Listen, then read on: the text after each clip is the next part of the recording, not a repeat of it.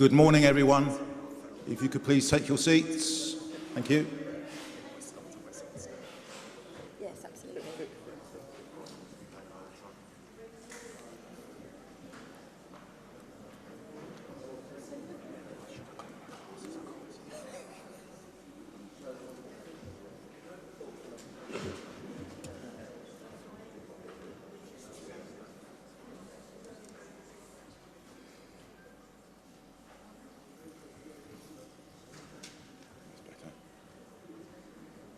Thank you.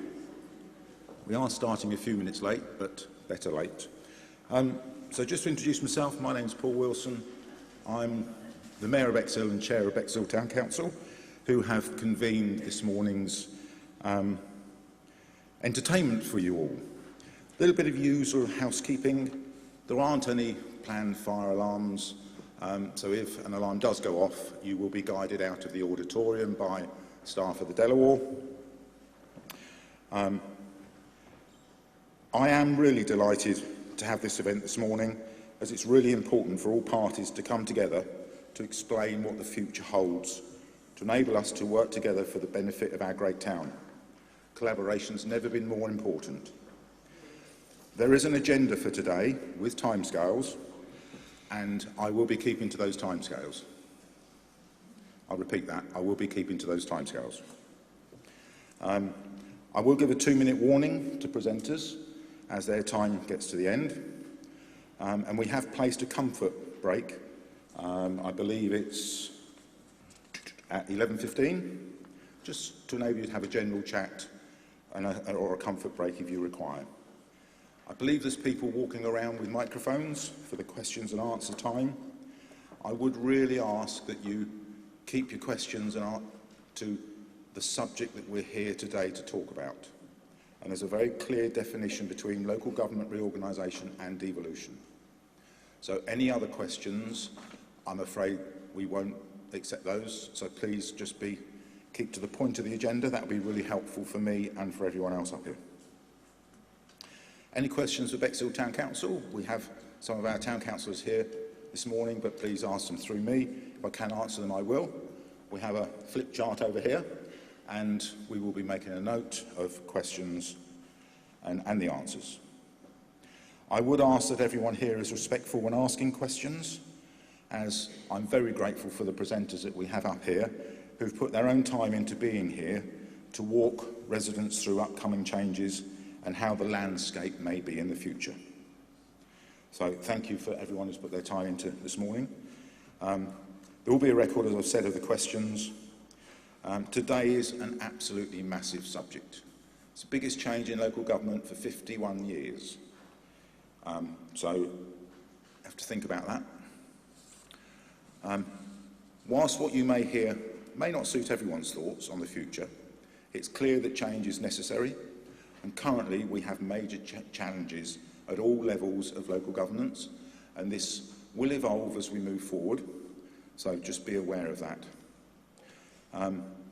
So finally, just before I pass on to our first speaker on my right, let's not forget Joey, our town clerk, and her team for the work that they've put in to making these arrangements, and the Warr Pavilion who are here to support us this morning. This doesn't just happen in a few minutes. There's a lot of preparation and organising behind it. So thank you, Joey, and your team for what you've done to put into this. So my role, just to be clear, is chair to ensure that everything goes smoothly. So without further ado, I'm going to hand over to Cllr Ian Hollidge, who is chair of the cross-party scrutiny reference group on devolution and local government reorganisation at East Sussex County Council. I tried to put that into sort of an acronym letters, but I failed, so it's a massive task. So, as I say, without further ado, I'm going to hand over to Cllr Ian Hollidge. Thank you, Mr. Mayor, and welcome residents of Bexhill and people of East Sussex who have come today to listen a little bit about what the government is planning to do for us. If you note here, we've got some images of us workers. We pay tax to the government from three ways. what we earn, what we own, and what we buy. And that's the main way that the government receives our taxes. And it goes upwards all the time. And the government has always tried to work in partnership with all levels of councils. However, with a population of 68 million throughout the UK, we are the most centralised government way of governing locally in the world. And this devolution process didn't start last week. It started over 30 years ago, where everybody realised that local people wanted to have their say, and local interests needed to be represented by local people and decisions made locally.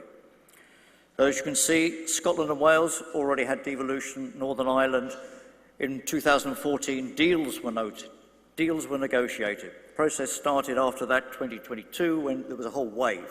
What it was about was bringing down power and bringing down the money for us workers and contributors to the tax income is delivered locally. What it means for us in Bexhill is that, and it came clear in the consultations, is that our identity can be recognised at a higher level than just the government, Westminster, telling us what they needed to do. This is going to happen fast, and in 7 months' time there will be, or should be, if everything goes according to plan, a mayor for Sussex. At the moment, we have one MP, we have 2 town councillors each, and that will continue. That won't go away. At the moment, we have 2 Rother district councillors, and what is likely to happen, if the government give the go-ahead, is that there will be 2 unitary. However, there will be an extra voice for every one of us here, and that will be the new mayor of Bexhill speaking up at the county of nations and of regions. If this works, that way?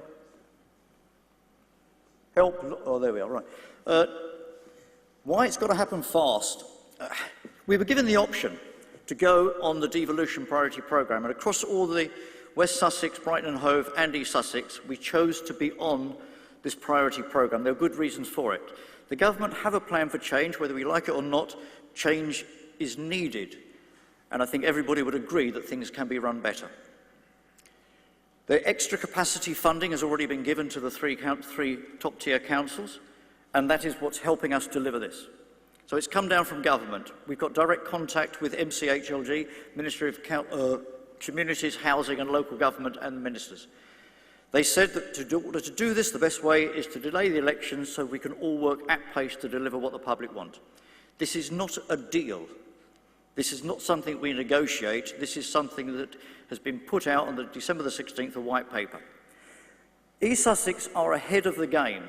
We planned in 2015, I've still got the papers there, for a East Sussex coastal enterprise status. We also worked with Team East Sussex then, and we still are.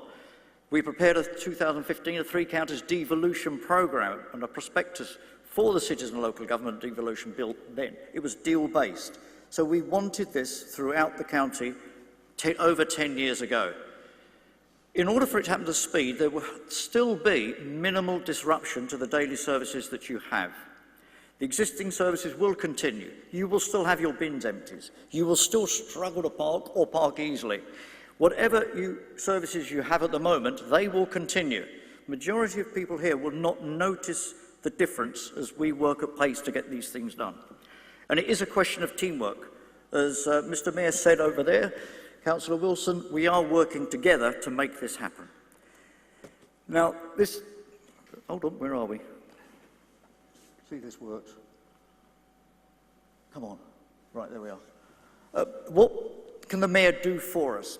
When you devolve powers from the upper tier, the government, this is the government here where we all pay our taxes, the government will devolve certain powers or competencies to the Mayor. Transport, local infrastructure, skills employment, housing and strategic planning, economic development, regeneration, environment and climate change, health, wellbeing and public service reform and public safety, which includes fire and policing. Those will have the option, and some will be designated to come down straight to the strategic mayor. They will automatically, straight away, have the responsibility for delivering a local transport plan and setting out key route networks, which I may get back to in question time. Direct funding for training, the funding will come down, not just the powers, so funding will come down as well, and it's possible to create further investment funds for housing and other of those competencies above. Right, what about the money? No? Oh, wrong way. Oh, right, there we are. Okay. What has already been agreed in the white paper, which I've got there, which is ready to answer any questions, we will be given, or the Strategic Mayoral Authority will be given a 30-year funding, possibly split 50-50 revenue and capital. And it will be based per capita, and I'll go through the populations later. Opportunity for the Mayor to bring down more money, and there will be other funding streams available. However, locally, the Bexhill Town Council is likely to be more responsible for local services and as a point of contact. The neighbourhood plan and Rother's local plan will become more important, which will have to feed into the mayoral strategic plan for infrastructure and transport and where housing is. So it's quite right that in Sussex, the mayor will be able to have a strategic plan which feeds into all the other plans that are more locally.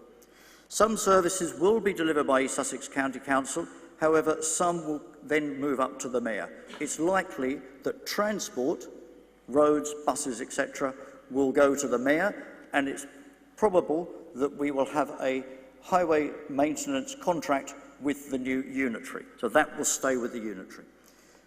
See if this works. Right, when will it happen? We already had the white paper, which I've got a copy of there. December the 16th, 2004, not a deal embedded in law. January 25, Cabinet's agreed throughout the county that we all should get on this programme quickly. Public consultation was launched. Scrutiny reference groups were commenced. Now, I chair a cross-party 15 group. We all collaborate very well, and we're looking out for every resident of Sussex, well, certainly in East Sussex and outside. The senior officer teams have worked very well together, and I can't praise them enough for what they've actually done. They have really worked hard to put all the papers in front of us to understand, so we can try our best to explain it to the public. The bill was set into law, automatic transfer of powers in the devolution framework, which the government will set out. The statutory instrument consent is to be considered on the 21st of February at East Sussex County Council Cabinet. Now, I've put here, it needs all three councils to consent. Probably does, however, the government are still going to, not override, government are still going to decide what actually happens. See if this works. Right. Right. Democracy in action, proposals and choices. Somebody said I shouldn't put this slide up there, but I believe it's important that the public are given the freedom of choice.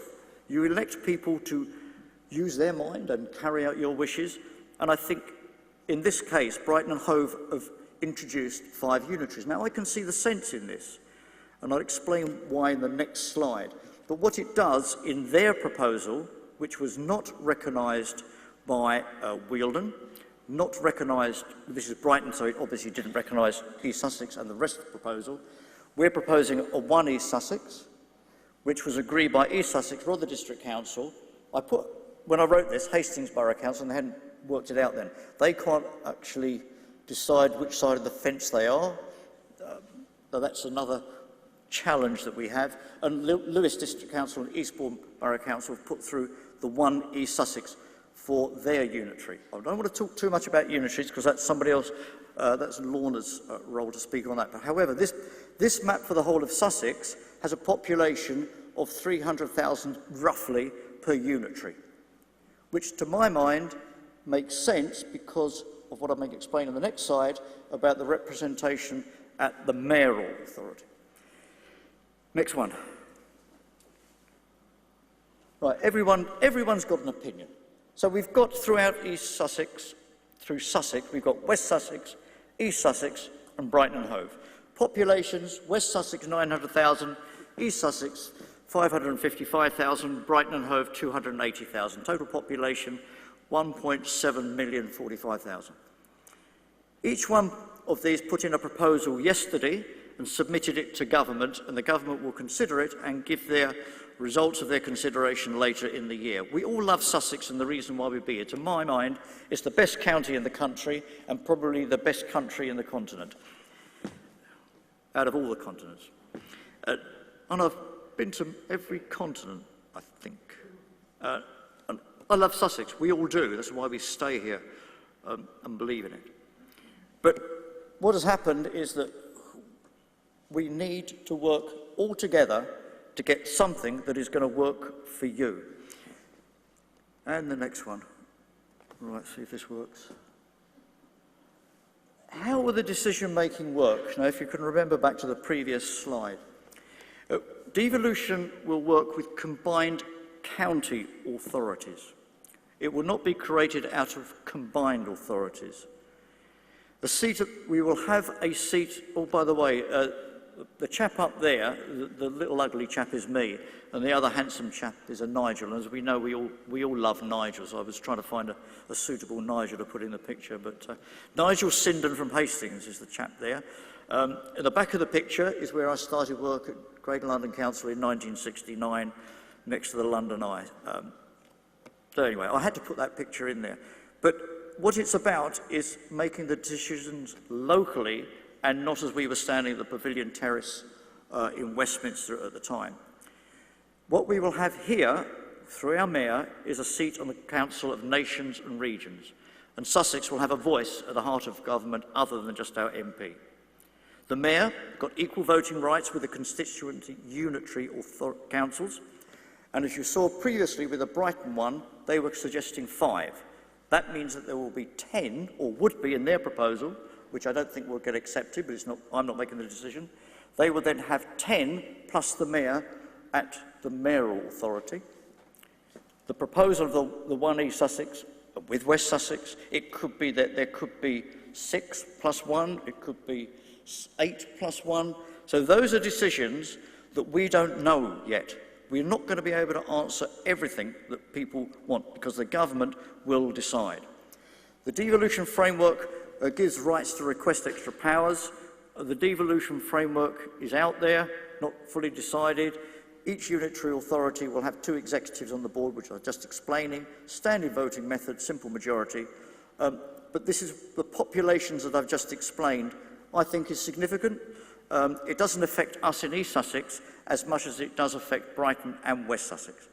2 deputy mayors will be appointed, and you will have 7 commissioners for each of those specialist areas that I showed you earlier. Nearly there. How am I doing for time?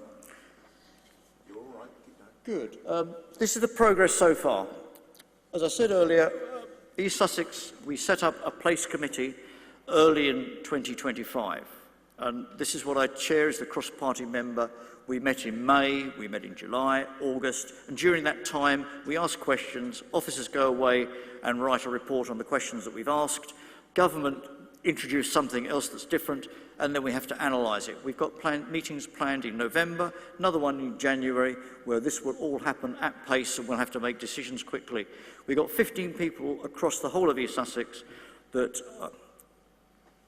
are putting in their own views of their areas and a wider East Sussex.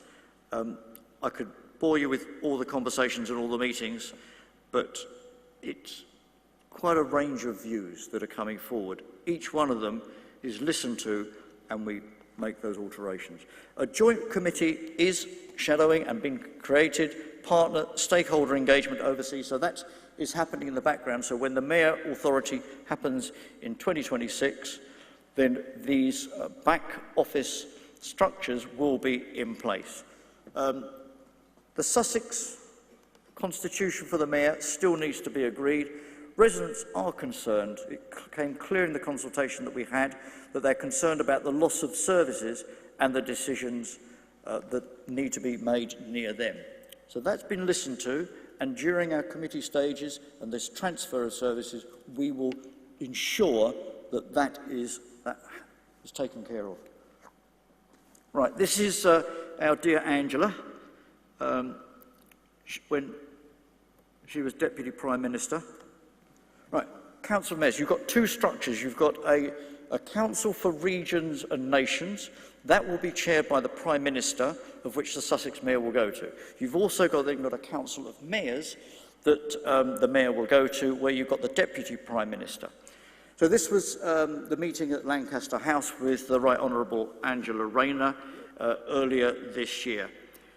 So it will be a case of the Sussex Mayor will have direct contact with government. There were different structures previously.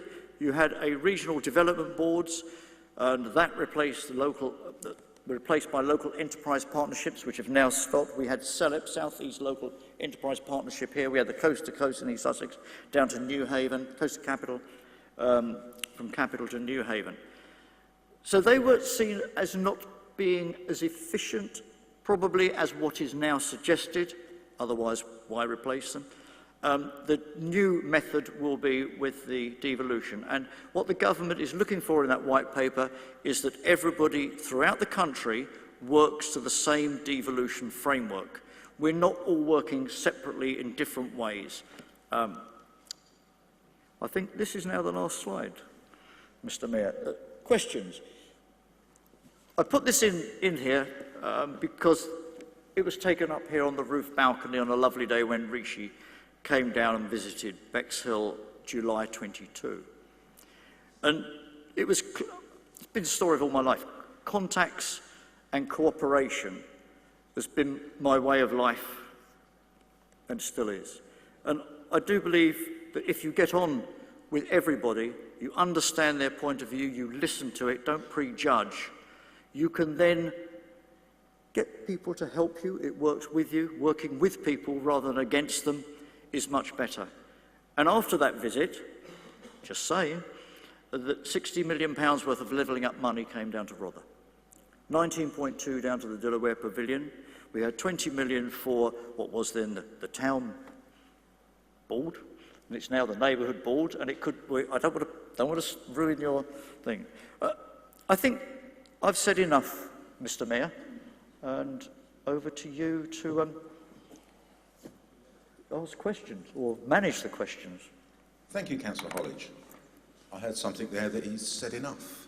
That doesn't happen very often, but thank you for explaining the strategic mayoral authority. So, the time is now for questions. Do I see any hands? Do we have a microphone walking around? Yes, there's a man over there. There's a lady there with her left hand up. Thank you. You don't have to introduce yourself, just ask the question and we'll see what we can do. Can you hear me? Yes. Okay. Very early on, Ian, you mentioned about the money being placed per capita. Now, this is just for Bexhill, as I'm talking. The expansion in Bexhill has been quite significant over recent years. With the offer of money per capita, does that mean that the increase in population here will go on and on and on without, which has happened recently, the infrastructure of doctors' surgeries, transport and schools? Thank you very much. I didn't catch your name, but I'd like to... I know you well. I'm so sorry. With the lights, it's difficult to see. I can see you sitting next to you. I think Yolanda there. Right, I do know you well. The question, if I understand it correctly, is about the increase in population specifically of Bexhill.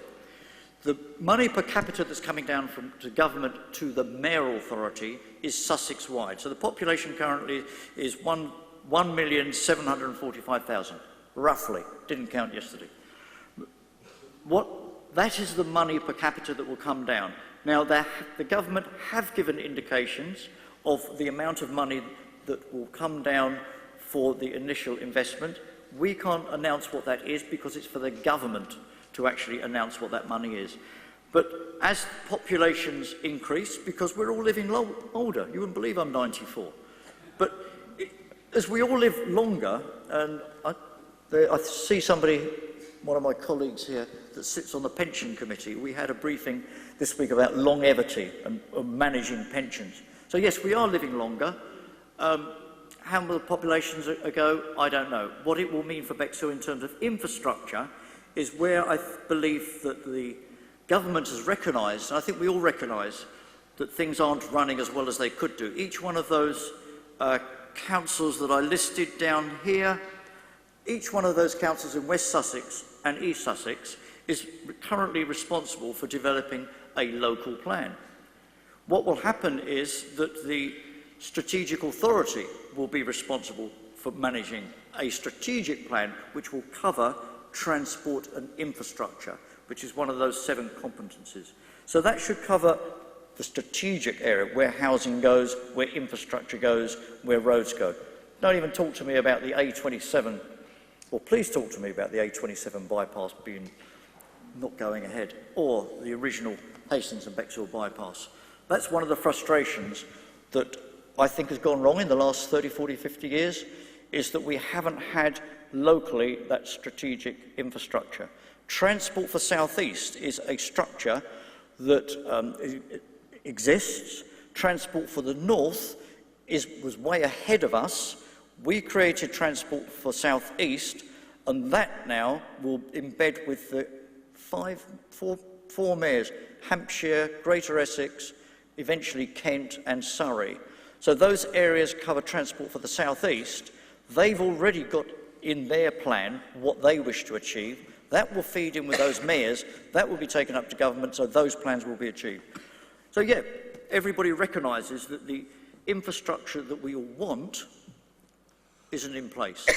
And this system of devolution from government, where the government just at a whim cancels the A27 bypass, we will have a voice to at last get the proper infrastructure that we need.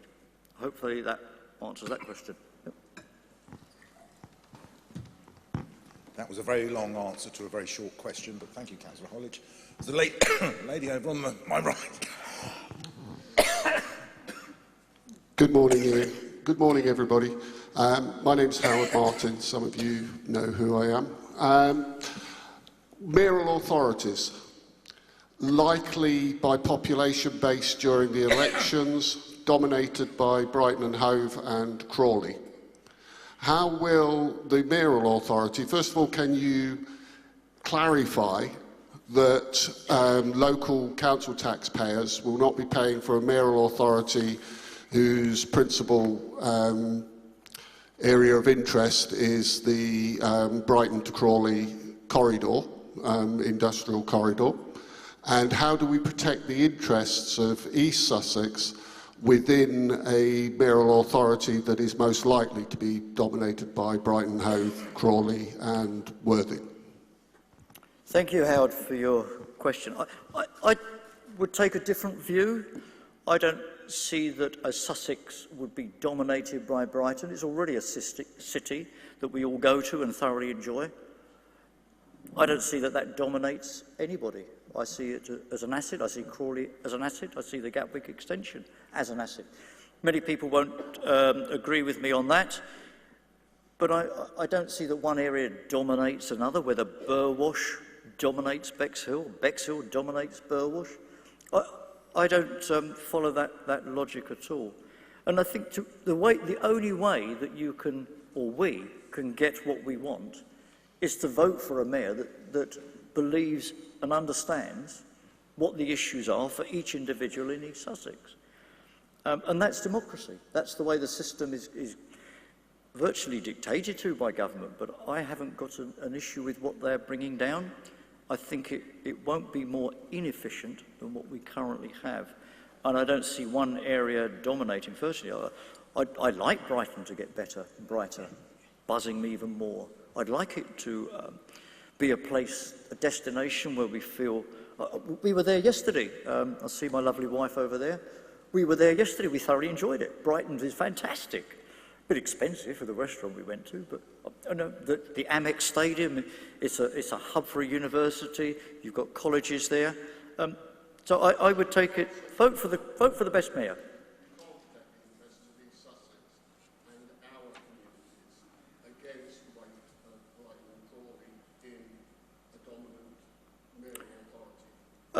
I would take a different view to that.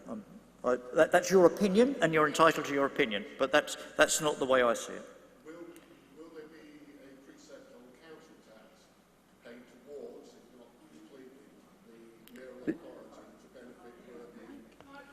Right. The question that Howard asked was, will there be a precept and what will it cover? The Mayor has the capability of raising a precept. But what I think you're asking, if I can put the words into your mouth, is how the Mayor will be scrutinised. In the devolution framework, it says there's got to be scrutiny of the Mayor. And part of the committee that I'm on, reference group, that reports to the scrutiny committee. So I'm the chair of the reference group. On this reference group, we will be looking at how the Mayor sets up scrutiny, because I think that's vital. And that was something that came out from everybody cross-party in East Sussex. So that is where I think that the challenges will be, is how that scrutiny committee is set up, beyond my pay grade. So we've got 10 minutes left for Q&A on this session. There's a lady there with her hand up. Hello. Hello. The First Lady who spoke asked about the infrastructure, especially in the northern part of Bexhill, northeastern to northwestern part of Bexhill. Your answer more or less entirely focused on transportation, but I know she mentioned school, and I'm quite concerned about the lack of primary and nursery provision in this area now, especially with new areas just being pumped up without the schools' primary systems even existing. So now I'm working in schools that are oversubscribed and have a queue list that means that they have to be shipped to other towns to attend school, and nurseries no longer exist, but the places don't exist for the children in this town, evidently.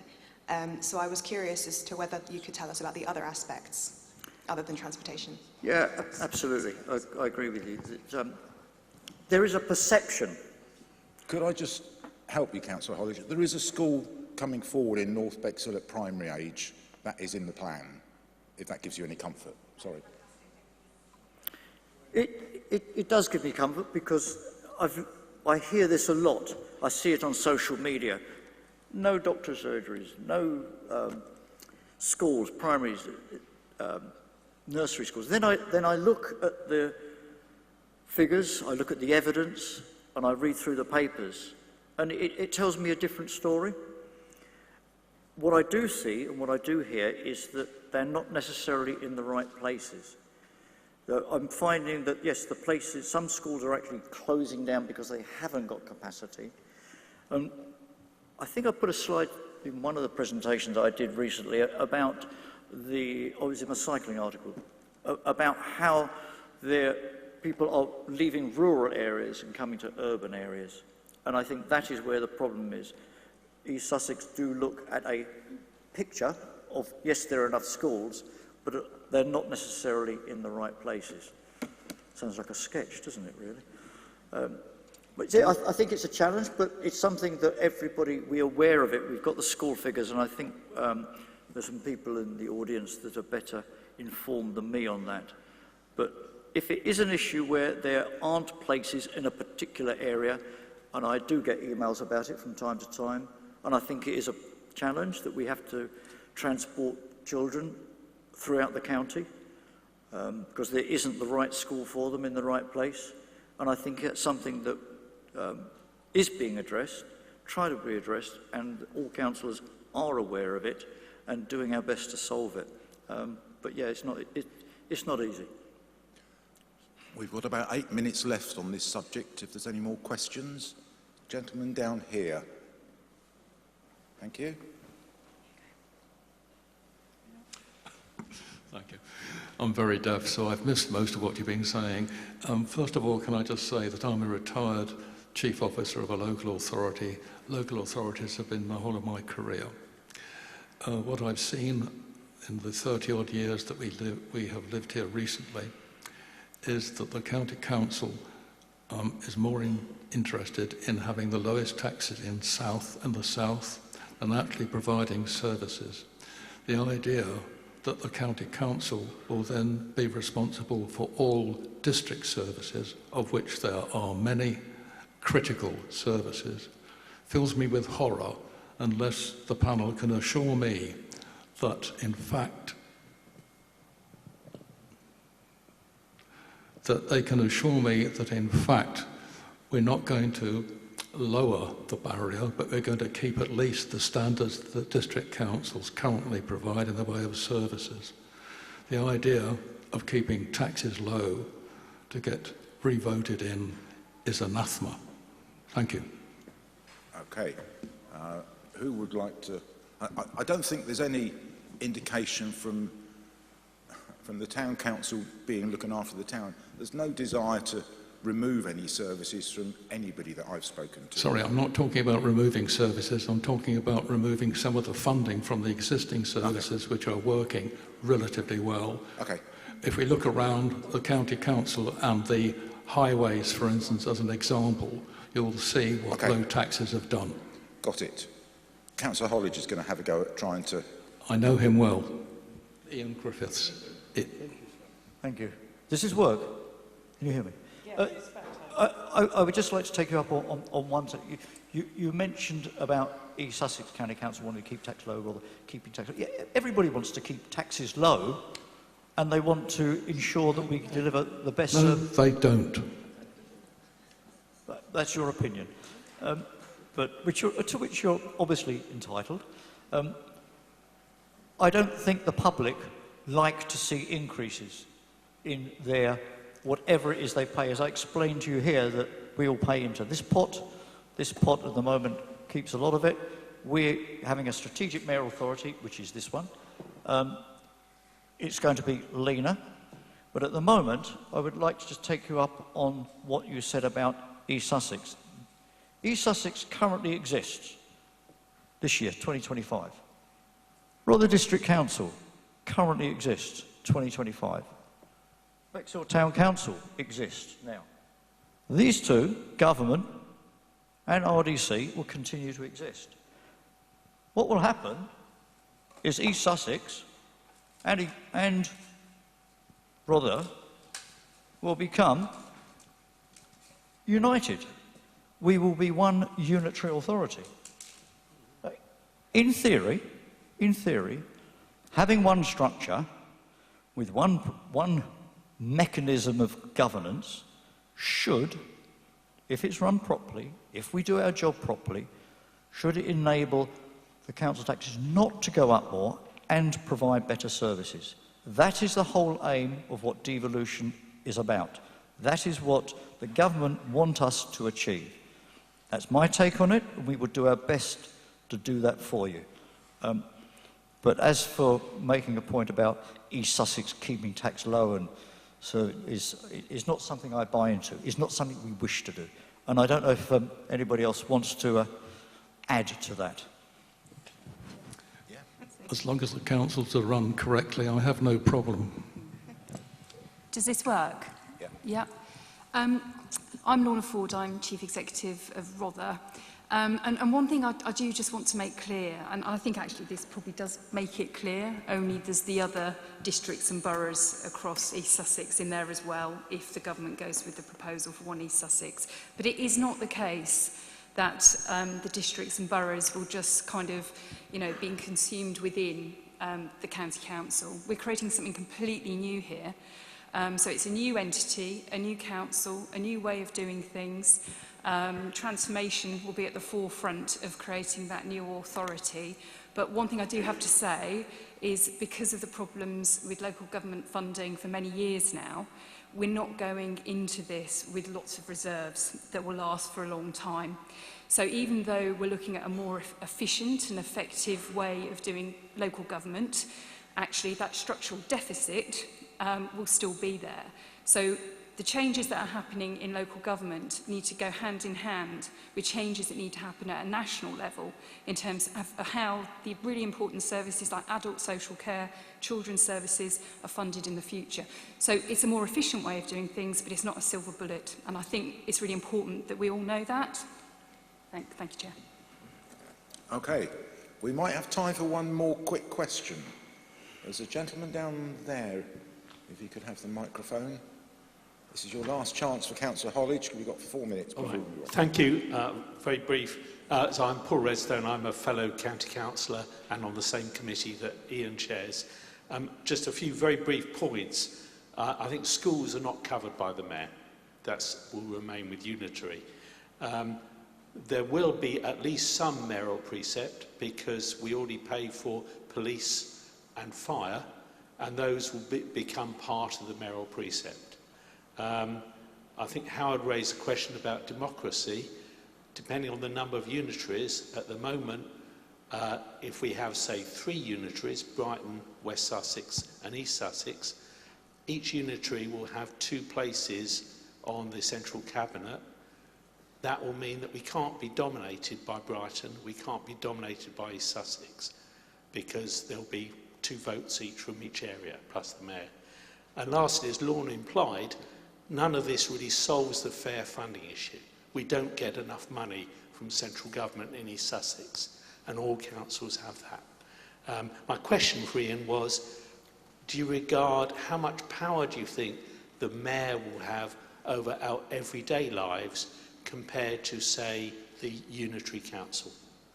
And you have less than a minute to answer that, Councillor Hollidge. I don't think the mayor will dramatically affect our daily lives. The unitary and, more importantly, I believe the town council will be able to affect our daily lives more. I think the mayor should, and I'm sure we'll do it on our committee and the public will inform us accordingly, is that we should set up better structures for local access to services, local communication methods, and also ensure that local services are maintained. The mayor will not affect that. What the mayor can do is ensure that the overall picture of Sussex is heard and we get better services over the whole of Sussex. But our voice can go straight to the unitary, then to the Sussex mayor. But the mayor is going to be a powerful person. As Andy Burnham's done great work in Manchester. We've got Ben Hoochhoff, can't pronounce his name, and there are some good examples around the country of how strategic mayoral county combined authorities work. I did say I would keep to time. Your time is now up, Councillor Hollidge. Thank you. Thank you.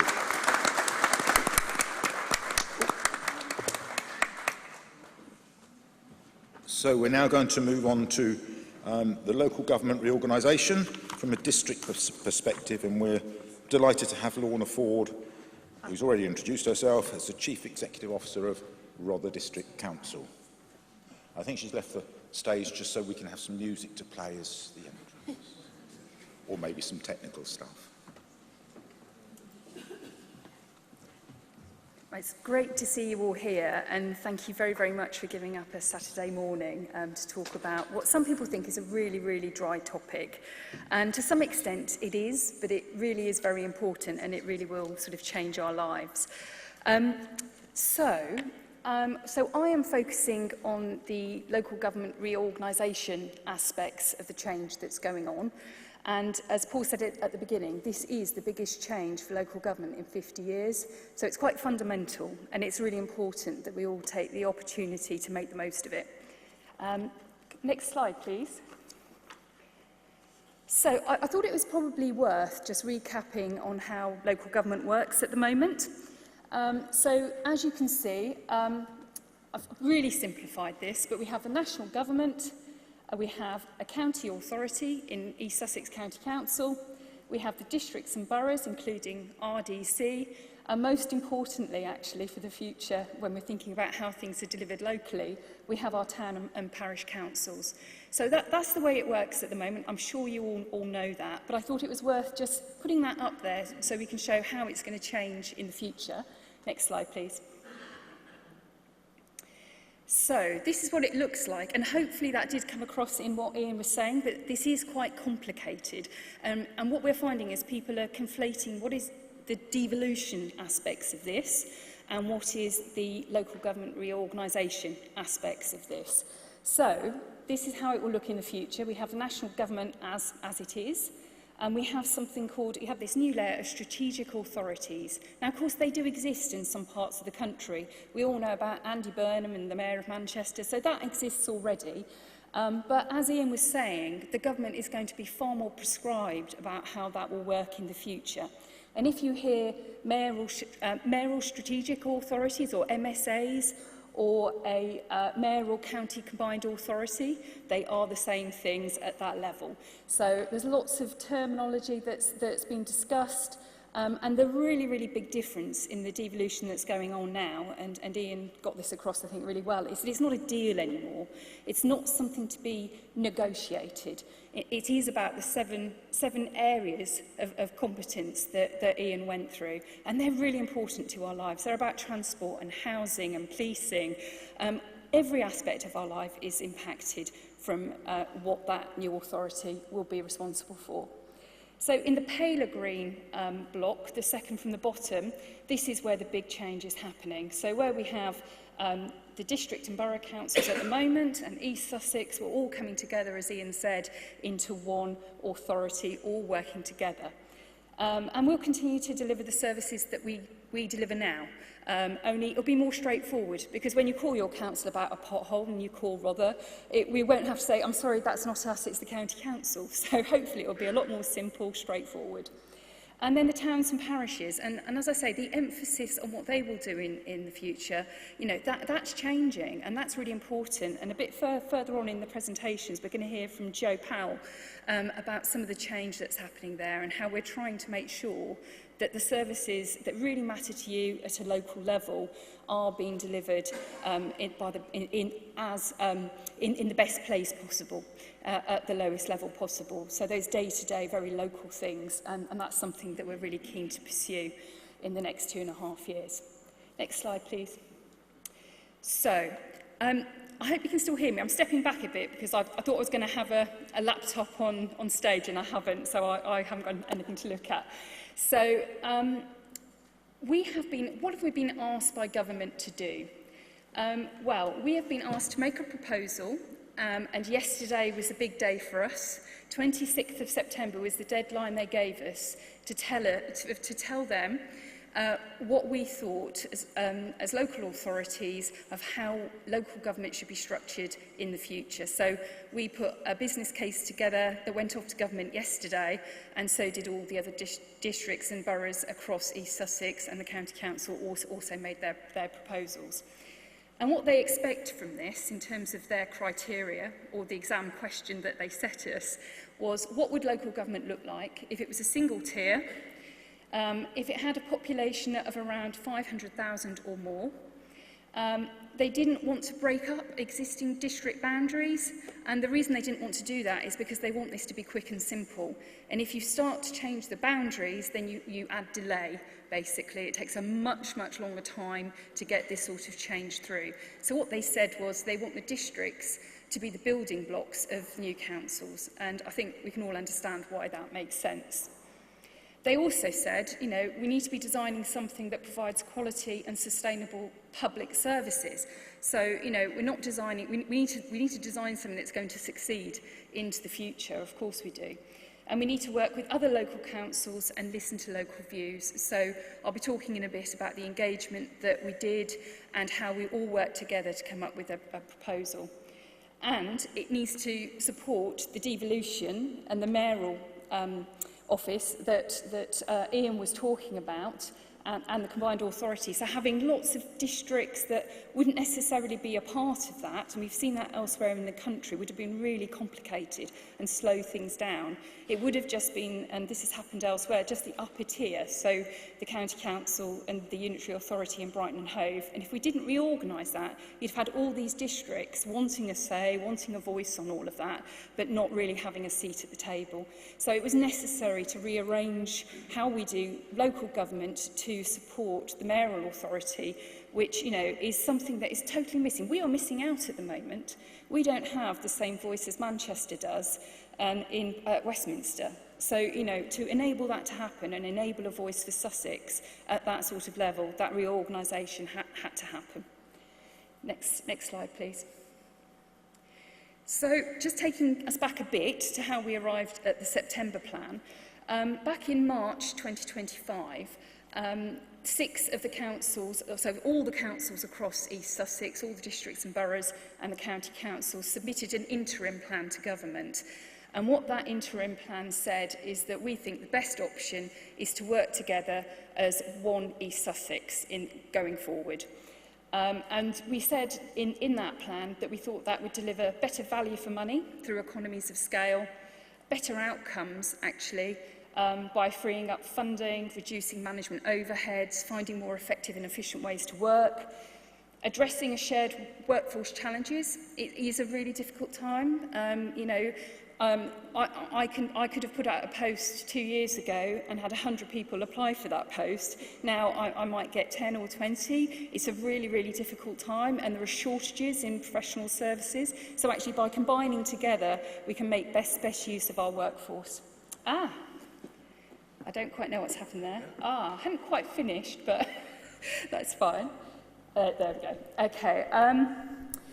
Yeah, and also changing the way that we work. So actually redesigning the way that we work together to a more preventative, early intervention approach. So actually we have an opportunity here to really rethink how we work together. And we've got some great partnerships and really established ones across East Sussex. But without that barrier of being part of a different council, it will be really much more straightforward to bring services together and be people-centred about it. So real opportunity there to do things more effectively. And actually, it will also give us a unified voice. We're all working together under one roof, and I think, the mayoral authority as well will give us that. So I think, it's... So we've been working very hard over the last 6 months to take forward that initial idea of all working together on an East Sussex boundary. And if we can have the next slide, please. And so what we've been working on in the last 6 months is a business case, essentially. And this involved all of the councils coming together. I was having weekly meetings as the Chief Executive of Rother, and I chaired that group for East Sussex to get this business case together, to get the evidence base together, to tell government why we think this is the best option and why it would work for East Sussex. So, as it says up there, we worked with the 5 councils, and we did all work together. I'll come on to what happened with the decision-making this week in a moment. But up until a couple of weeks ago, all the districts and boroughs were working with the county council to produce this business case. And we also consulted as part of that process. So I've got a slide on that in a minute, but I think this is a really, really important aspect. The engagement that we did was not just a survey that went online. We did focus groups. We each had a resident focus group in each of the districts and boroughs. We also spoke to user groups, and some of those voices that might not be so much heard in this process had we not gone directly to them. So it was quite an involved process, and I have to say that Anne Rathbone sat at the end of the table there, was very involved in that, and Rother led that aspect of the engagement on behalf of East Sussex. So we've had a real role in shaping this and getting the job done. We've had a lot of work to do. Next slide, please. So this is it, and has anybody actually looked at it, read it? That's about 2 hands there. I mean, it is a very long read, but it's a very thorough document. It's robust, and I'm really proud of what we've produced. So this is, as it says, a detailed evidence proposal for a single council on the present East Sussex boundary to serve all of Sussex from April 28. We did have some consultants working with us, and they were really helpful because they knew the answers, the questions that the government would be asking when these proposals come back in. So actually, it's been, as much as it's a document for you, it's also a document for government and making sure we're answering the questions that they've asked. Next slide, please. Okay, so what does the business case say? So it's really important in the business case that we considered options that might come forward. And when we submitted the interim plan back in March, we said, actually, we'd like to work on the sort of one East Sussex proposal, but if there are any other good ideas that come through, we would like to bring those into the business case and look at them and make sure that that is actually the right way forward. Well, nothing happened in a very timely way, I have to say. So we ended up with looking at the East Sussex model, which left Brighton and Hove as it is on its boundary. And then we looked at a hypothetical two-council model, which also left Brighton and Hove on its boundary. So the two-council model looked at questions like, well, what would it cost if we were to split up adult social care and children's services? What would it mean if we were doing that twice? And it had answers and financial modelling to those sorts of questions. And then the third option we looked at was one that came forward in July, and this was from Brighton and Hove, and what they were proposing was not the five-council model that Cllr Hollidge referred to, but a expanded Brighton and Hove to the east. And they had 4 variants on that into parts of Lewis. And the residents of Lewis were consulted by Lewis District Council on that, and Brighton and Hove also did some consultation on that. And what was really, really clear was that the residents of Lewis didn't want that, and that came across very, very strongly. But we assessed it, but we could only assess it to a certain extent. Whereas we had all the information that we needed to look at what it would cost for a single council across East Sussex, and we took all of our medium-term financial plans and analysed them and projected forward. We couldn't do that for the Brighton and Hove proposal of an expansion into Lewis, not least because the data that would have been required doesn't exist. We don't hold data at kind of a ward level when it comes to how much a service costs. So it was too complicated, and to be honest, it came through in July as well. So it was quite late in the day, and it was too difficult to analyse from a financial point of view. But what we were able to do was to test each of those options against the government's criteria. So the government's criteria was really... I think we've got that on another slide. There were 6 criteria that the government set, and it was things like, is it of a sufficient size to withstand financial shocks? Is it supported by the community and businesses and stakeholders? Does it use the district as the building blocks so it's a simple and straightforward way of doing things with minimum fuss? So the government has a set of tests that when all these proposals come back in, it will make sure that the ones that go forward to statutory consultation, which is happening later in the year, and I'll come on to set out the timetable, happens, that we're consulting on things that actually meets what they are hoping to achieve from this process. So just a bit of an overview of what the One East Sussex proposal said. It said that actually this model works because it aligns with the existing service delivery footprints for social care, education and public health. So that's really important. So actually the fact it is already working like that at a county level means you haven't got the costs of trying to disaggregate those costs, which when we looked at the 2 model was unaffordable and unsustainable. It minimises disruption of statutory services and partnerships, and I think that's a really important point. None of us want to see this impact our daily lives. We don't want things to stop because this big change is happening. So actually, because it is quite a straightforward and simple change, that's a real bonus. It builds on that partnership that we've been talking about across the 6 councils. We already work really closely together. So this is another step forward. And that coterminosity with some of the other services too, that's also really, really important consideration. And it meets the government's ideal 500,000 people. It will actually make some savings.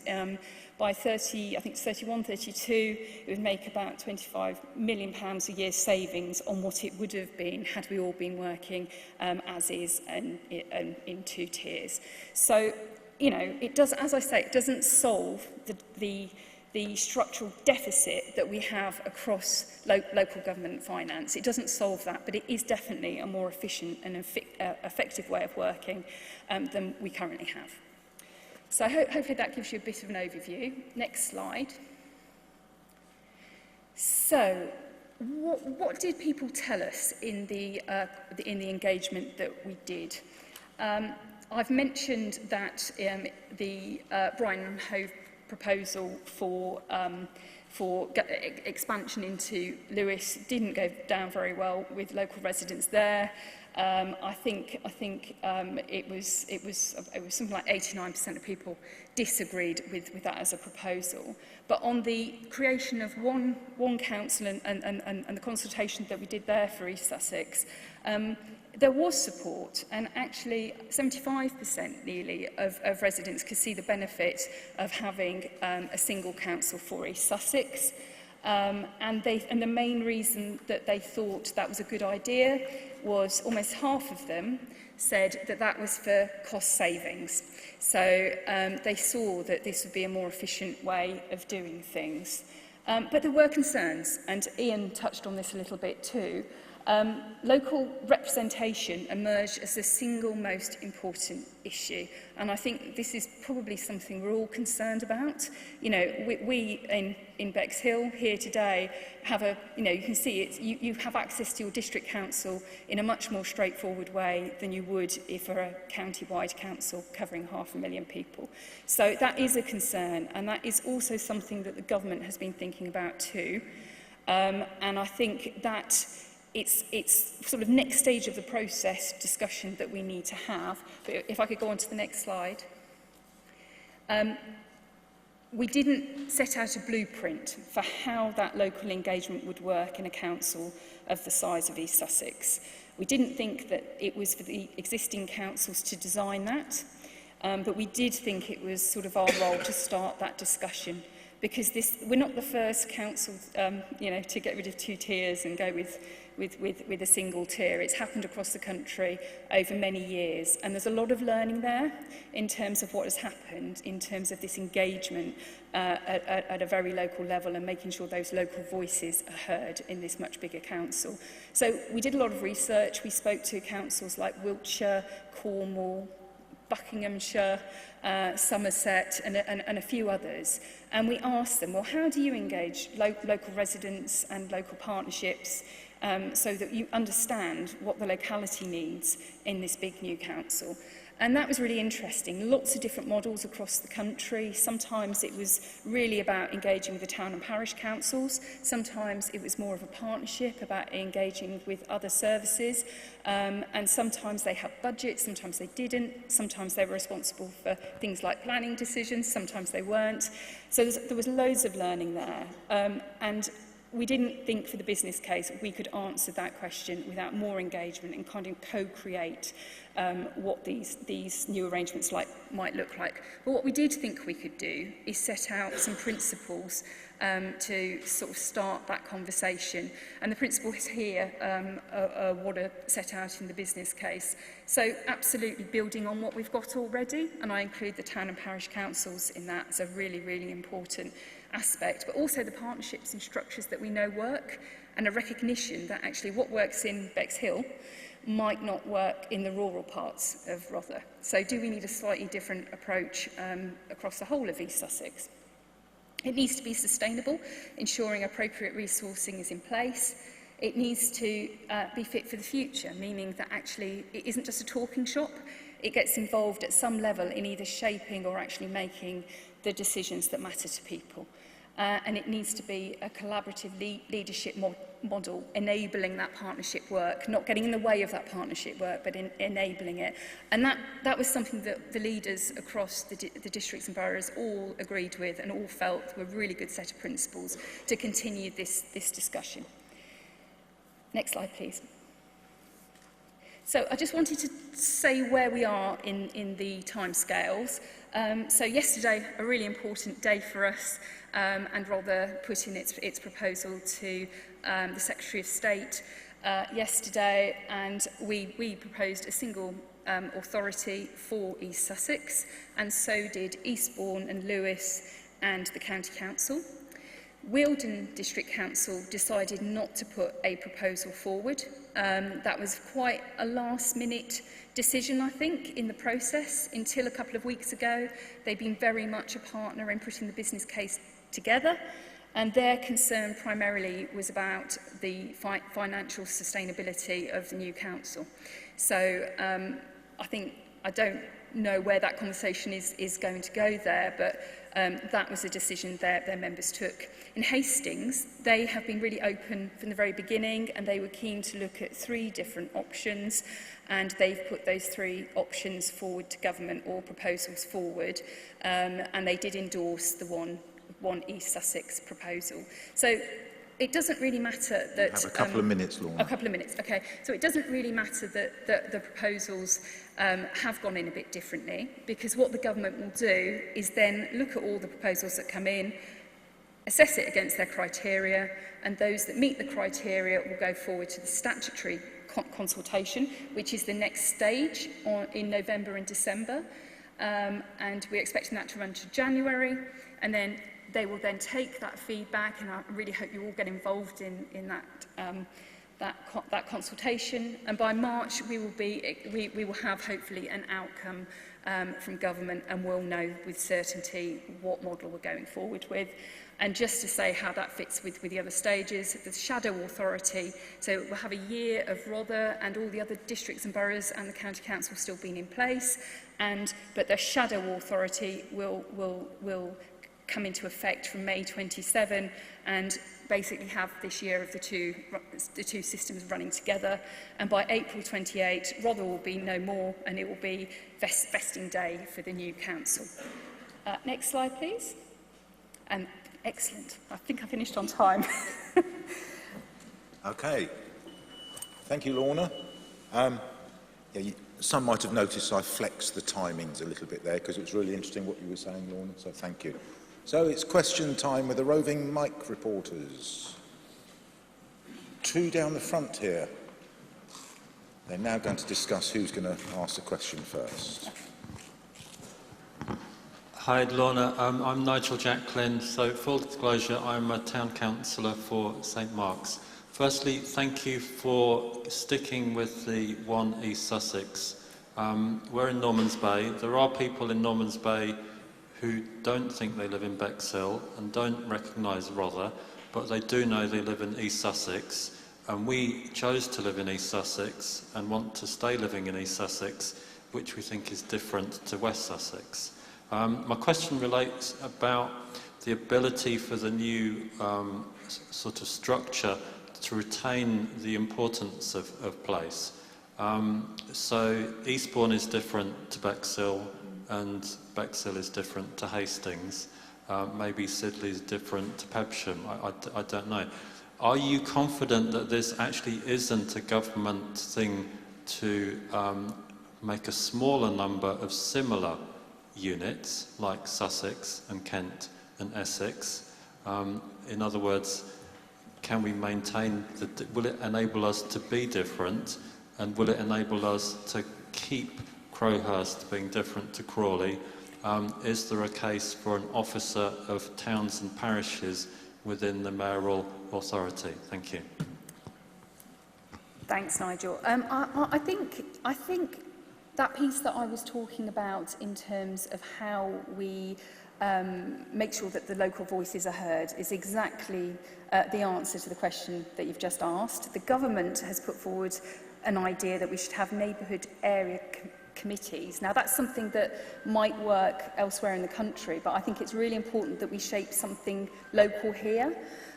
So I actually not sure, even within East Sussex, whether how we do that sort of local engagement and governance needs to be the same across the whole of the county. In the rural areas, it might be a bit different to what it looks like in some of the coastal towns. But I think what you've described there is something that that was a concern on the engagement that we did. It was a consistent kind of feature, that local identity and preserving that. Absolutely super important. And of course, what we're not throwing out is the town and parish councils. And we're really, really fortunate in Rother to have towns and parish councils covering the whole of Rother. It's not the case in Hastings, it's not the case in Eastbourne. So, they will still have that voice and make sure, I think, that, exactly what you're describing in terms of the loss of identity doesn't happen. So it really is about all working together and understanding our role within that system. Thank you. Yeah. Thank you. Howard Martin again. Thank you very much, Lorna. Very clear, very precise presentation. Greatly appreciated. So thank you very much for that. I think the concern of a lot of council taxpayers is debt. And you mentioned the deficit, but in your business plan, and I have only quickly scanned it, I've not had time to read the whole 100-odd pages.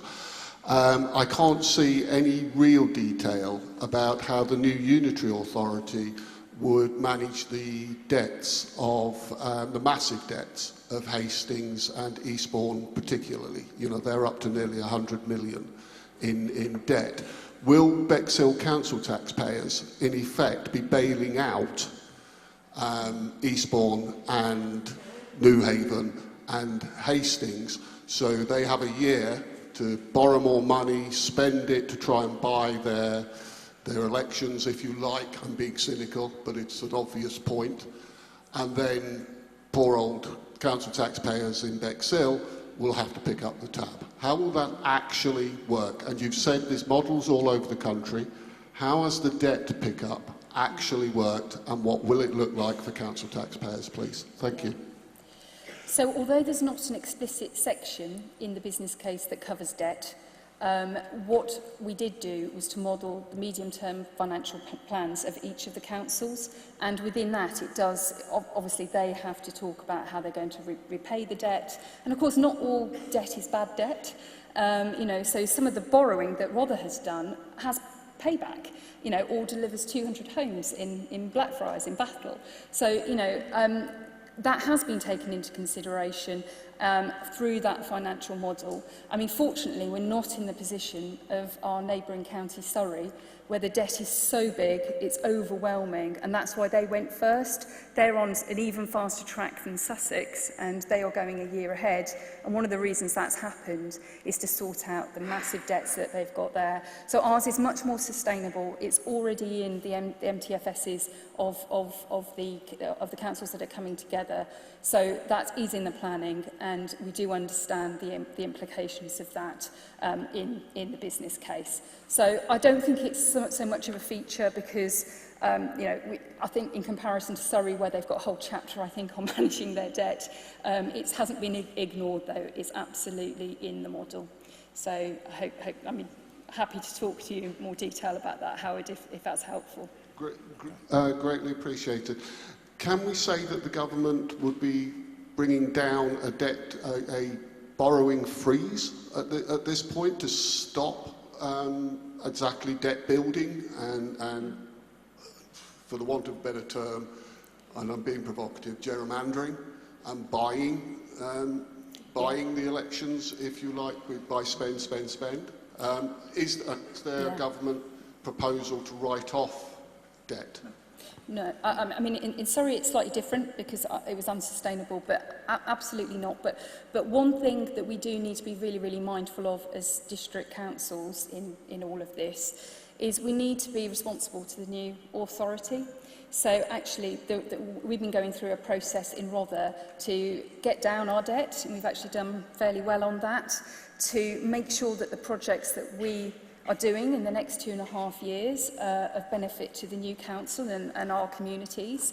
And we did have to cancel a big project because we felt that wouldn't be fair to tie in the new council to that.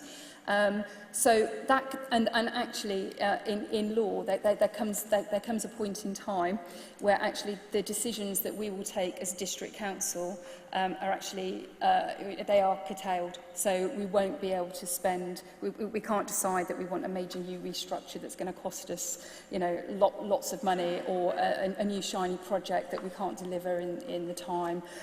So, you know, that is, those sorts of checks, those sort of checks and balances are kind of built into how we have to do this. So I'm fairly confident, and I think in Rother we've been really responsible actually in redefining what we're going to be doing for the next 2.5 years and prioritising what matters most to our residents, and that mostly focused on housing, to be quite honest.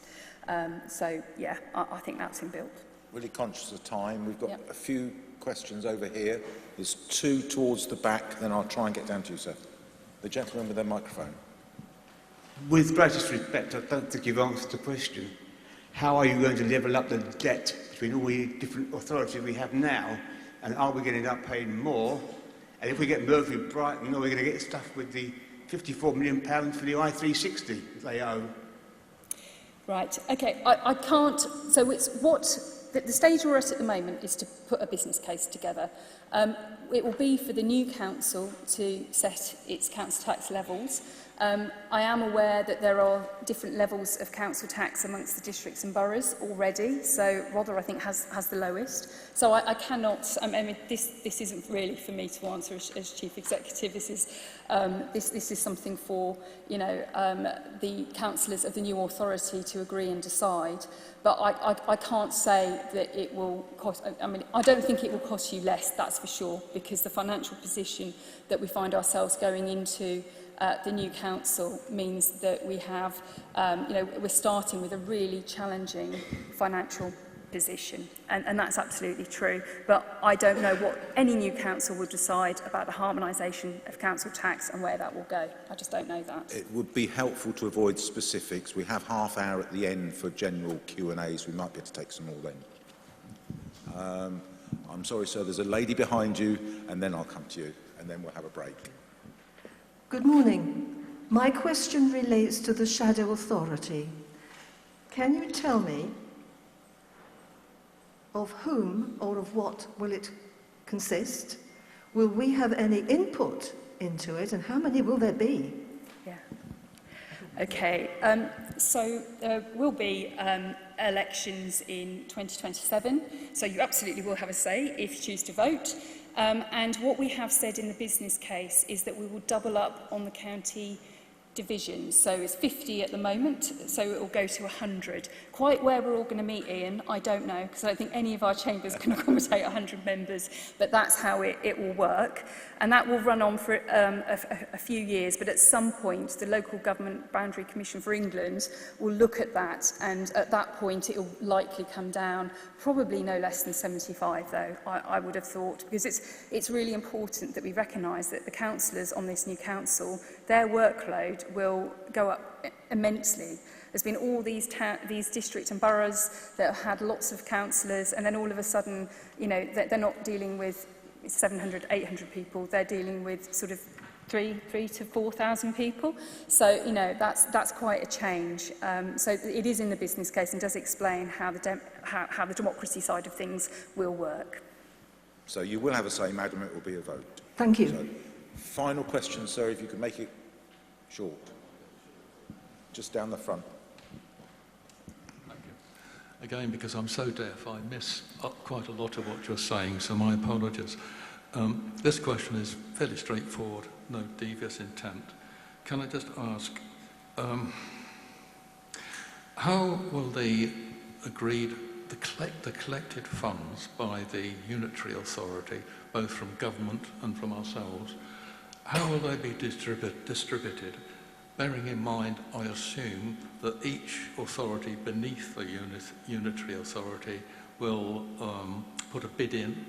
The bids will go to the unitary authority, and then the unitary authority will then pass those bids up to the various governments we're going to have. So does that mean then that the unitary authority is all powerful in its allocation of funds to each individual authority, which you've said will be protected? Can I come in there? Because that's not how it will happen. We won't have the district councils to passport money to. They're gone in this structure. So it will be one authority setting a budget from the council tax that's collected and from the funding that it receives. Some of that funding may go to the mayoral strategic authority to do some of the functions. Could you speak a bit slower, please? Oh, I'm so sorry.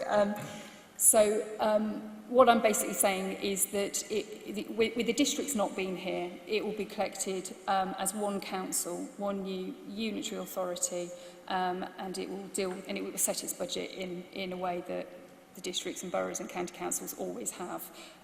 Does that make sense? I don't know if Ian wants to come in. Well, I think I do understand what's being said. All I would say is then that the political party that has the majority in the unitary authority will have total control over the East Sussex County, and all its subsidiaries. Is that correct? Well, that's democracy, and that's what we're going into. Yeah. Okay, at that point, thank you very much, Lorna. No problem.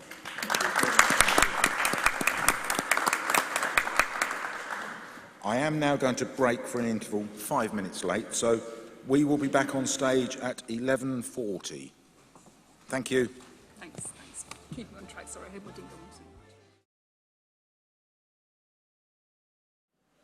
Okay, so at that point, it gives me great pleasure in introducing Joe Powell to the stage to talk on devolution from district to parish and town level, and his job title is Head of Housing and Strategic Assets at Rother District Council. So, over to you, Joe. Thank you, Mr Mayor, and good morning, everybody. Yes, unhelpfully also referred to as devolution is the process of us passing assets and services to parish and town councils, which is what I'm going to be talking to you about today. So I wanted to start just by giving you an overview of what I'll be discussing and really trying to outline some of the main challenges that we face as we go through the wider devolution and local government reorganisation processes, but also some of the opportunities that that's presented to us at a district level and at a town and parish level, and the degree to which we can try and tackle those challenges collaboratively, but also look at trying to take advantage of some of those opportunities collaboratively as well. So the principal challenge has been spoken around a little today, and some of the questions I've asked directly about it around levels of tax and the need for there to be either at the moment from the current position of many of our district and borough councils and our county councils, that there is a sustaining level of service demand and growing level of service demand, particularly for adult social care services, for special and educational needs services, that's for young children, and homeless services, and a range of other services as a growing population of people live longer, but there's also more of the generation coming into their 70s and 80s now than there's ever been before, and there are fewer working age people to sustain them. So, hey presto, we either have to pay more tax to sustain the growing older population who are no longer working, or we have to have fewer services. And you'll have seen over the last 10 years that play out in reality. And there are, at the moment, you'll have noticed not being asked to pay significantly more tax. There might be some exceptions to that. Some might argue that we have been. But we will be we have seen a decline in the level of service offered. And what I'll be talking about today is one of the impacts of that is that there are a range of what we describe in district level of government anyway as discretionary services, ones that we aren't by law obliged to provide. And those include leisure services, toilets, parks, verges, that sort of grass verges, open spaces. There is no obligation by law, beyond us being the landowner and our obligations as a landowner, to maintain those services and assets. So, to that extent, I think it's important to be explicit about a few things. That this is a really difficult conversation to have with the public and with district as a district council and with town and parish councils, because what we're talking about fundamentally is a potential loss of service. When a new unitary is created, which has already been discussed, there will be a challenge in the level of service cost being higher than the revenue that we're able to produce. So there will be a requirement to either get rid of, again, services or for there to be more tax to be paid. Now, given that there are quite heavy restrictions on how much a council, new unitary or anyone else for that matter, can raise taxes, it's high risk, we suspect, that discretionary services will be high risk of being ceased or assets disposed to the highest bidder. So we therefore see an opportunity between us all for us to look at opportunities to pass assets to from the district to parish and town councils. You will have also heard my colleague Lorna and others describe the fact that we have certain commitments we've made to the new unitary, that we will not do anything or behave in a way that puts that new authority in a bad position or, you know, as one of the questioners alluded to, borrow loads of money and build a new leisure centre or whatever it might be, without having the financial probity of having the means to pay it back, because we won't be here to have that problem. So really, we're looking at how can we take forward this opportunity to pass assets to further down.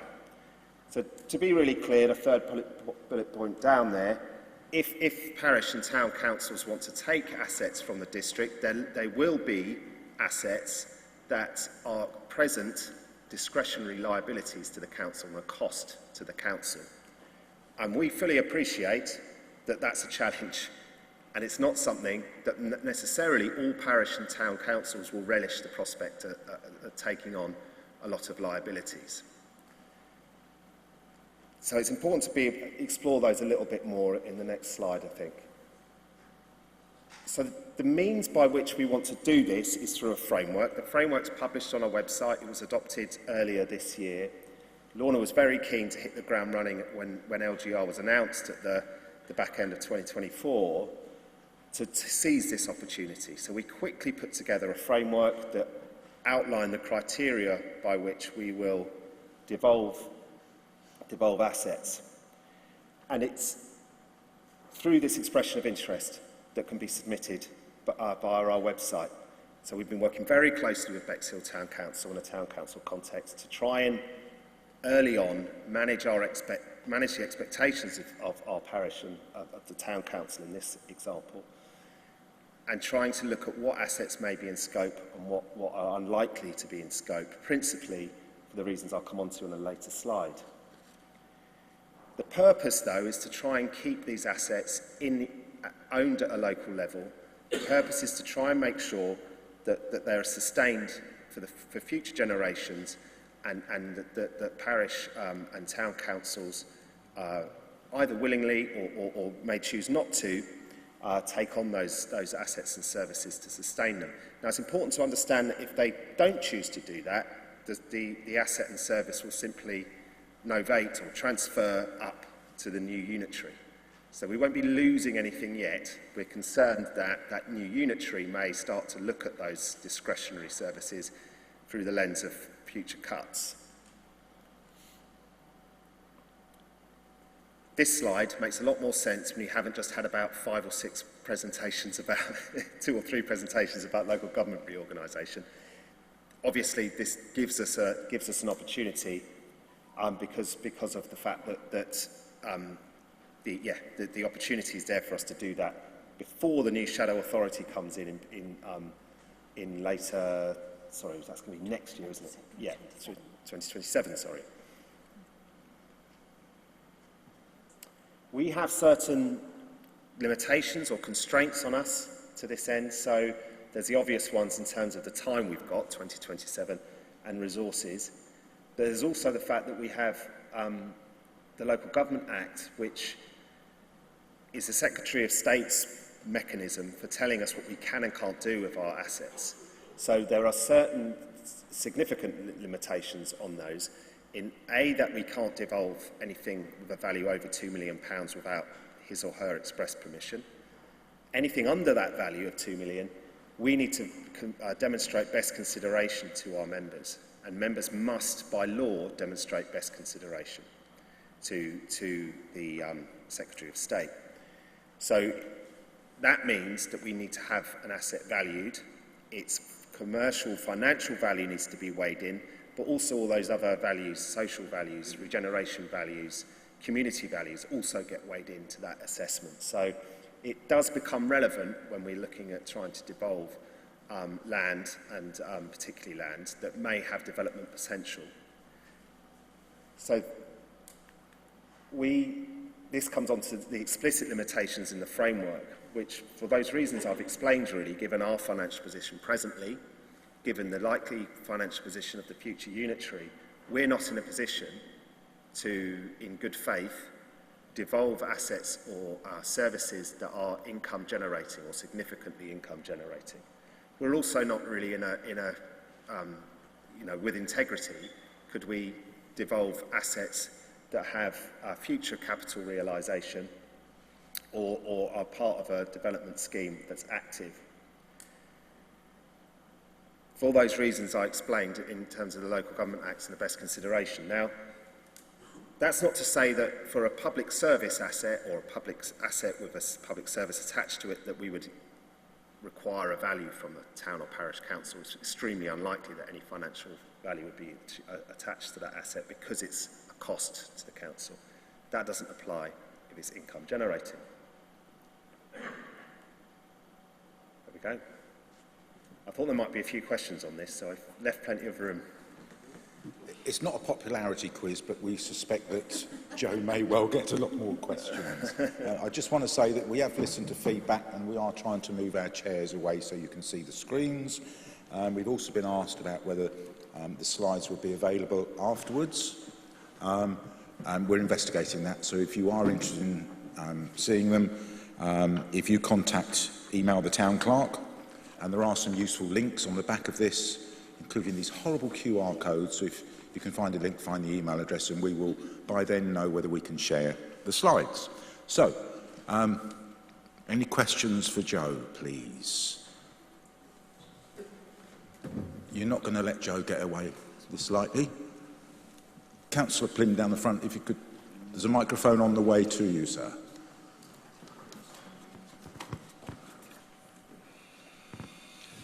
Hello, Joe. Hello, Joe. Thanks very much for presenting that, and thanks for being so honest and open now that for some time now since devolution started to raise its head in Bexhill, people haven't really known what's going on. But it's made it very clear, any asset in Bexhill that generates an income or potential income for the new unitary authority will be taken out of the hands of the local people and into the unitary authority. Whilst any asset that is loss-making or seen to be potentially loss-making will be passed down to the local authority, as in the Bexhill Town Council, for them to manage. So Bexhill Town Council will be faced with a huge deficit if it wants to pick up these assets, historical assets and really important landmarks in Bexhill. They will be heading for a financial ruin unless they raise their precept considerably. That needs to be made more wider and open to the public than is currently being done so. Because we've got assets in the town that are historic and iconic. And I look at places like the building we're in at the moment, I look at the town hall, and they are not being offered to the Bexhill Town Council, the local authority, to run. It's being looked at as saying, oh, that's a potential asset there, can make lots of money, therefore we'll put it up to the unitary authority. It is flawed from a localism point of view, and it is flawed from a devolution point of view. You are losing the people if you carry on down this policy. And I realise you're tied from government perspective as well to a lot of aspects of this, but at least give us a balanced book to deal with for a town council. Don't keep giving us things that are going to cost us money. So look.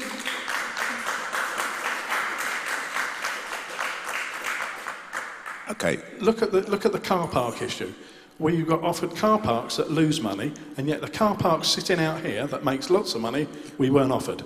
The car park sitting out here could pay for the rest of the car parks in Bexhill, and the local council could be running them. Okay. It's a farce. Thank you. So we are aware, it's been very clear, Joe's made it very clear today. You yourself have known this for some time. It is a fact that if something makes money, it's likely to go up. The town council will be a decision maker over what assets and services we want to take, and that's the elected 18 representatives on the town council. And it is an emotive subject. I don't perceive it as fraud, so I would disagree with you on that.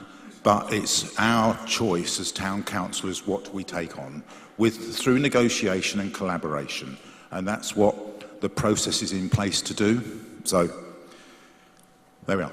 Any other questions for Joe? If I could come in, sorry. For what it's worth, Paul, just to come back, oh, we can't hear us. Sorry. I fully understand your position, and I don't disagree with all of what you've said by long chalk. But one thing I would say is that the new unitary is part of Bexhill. I think there's a danger of thinking this too much as being us and them. Bexhill will be a big part of that new unitary authority, and the people of Bexhill will have a voice. But in fact, the opportunity here is for the residents of Bexhill to retain a sense of control over those assets and services through this process, through some of them anyway, into the future. And we've got to the question of how we sustain services, valued community services, in an environment where we have less tax revenue to sustain those bigger forces nationally that we described. It has to resolve itself somewhere. So either those services will disappear, or local people will need to pay for them if they still wish to have them. And I've tried to be really open with everyone and upfront with everyone about the fact that those forces are a big challenge for us as a nation, and beyond our, internationally, it's a big, big challenge. And, we're going to have to rethink this instinct that I know is amongst many of us in populations to just resist the idea of paying more tax. And that's an apolitical statement. If you want to, it's just a statement of fact. If you want to sustain services at their current levels when you have a growing older population and fewer working people, then something has to give. And this is a manifestation of that problem playing out in front of us. I don't disagree. What I would like to say is that I think the response from us as a community, district, parish, town councils, we've got to be together on this. We've got to stand together on it to protect what we can for our residents, who we care about just as much in the district level as town and parish colleagues. So it's about how we work together on these shared constraints, these shared challenges, and how can we keep how do we get a little bit of something, as opposed to the danger of us all falling out and getting a lot of nothing. Sorry, I disagree with what you said. It's the choice of for the people to have those assets. You gave that implication there. It's not the choice of the people. The people are not having any say in this at all.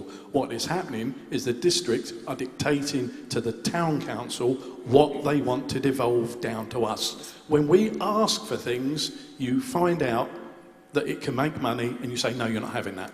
So it is not up to the local council or the people of Bexhill what comes down to us to manage. We would love to manage the assets in Bexhill, but we're not given that opportunity through the policy you're following through. Okay, would you like to add anything to that, Lorna?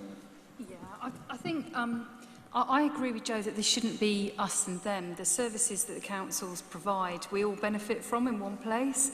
And I think, the thing that we need to understand is that social care and children's services, they don't have enough funding and they're statutory. We have to do them. So depriving the new council further of services that they have to provide, it isn't lawful. And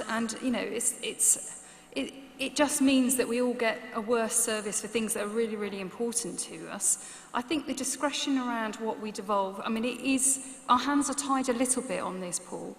But we are having such good conversations. I wouldn't want people in this room to think it's adversarial discussion and we're dumping assets. We're working together on this.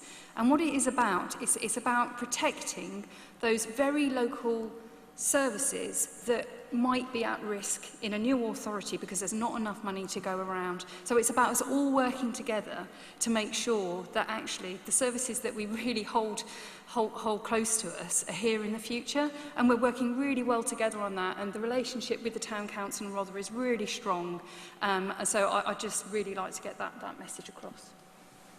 Okay, I am going to stretch it a little bit because this is quite important. Some other questions. It's very difficult to see with glasses with spotlight's right. Tracy. Thank you. Tracy Love, Bexhill Chamber of Commerce. Now, I understand that bringing everything together into the unitary authority has a long-term desire of saving us money. But is there an opportunity, perhaps, where assets that sit within the Bexhill or the Rother footprint, even if they do go into the unitary authority to be managed, can their profitability be ring-fenced so as that it comes back into Bexhill, so therefore Bexhillians still prosper in some shape or form from that money? Because by ring-fencing, it creates a local desire for a circular economy. And I think people would understand a little bit better if you could ring-fence any profitability from our local assets, or what is currently our local assets, to come back into the town to help it to prosper. Then that might be a better way of selling it. Or certainly, is that something that you can propose as part of the consultations and packages going forward?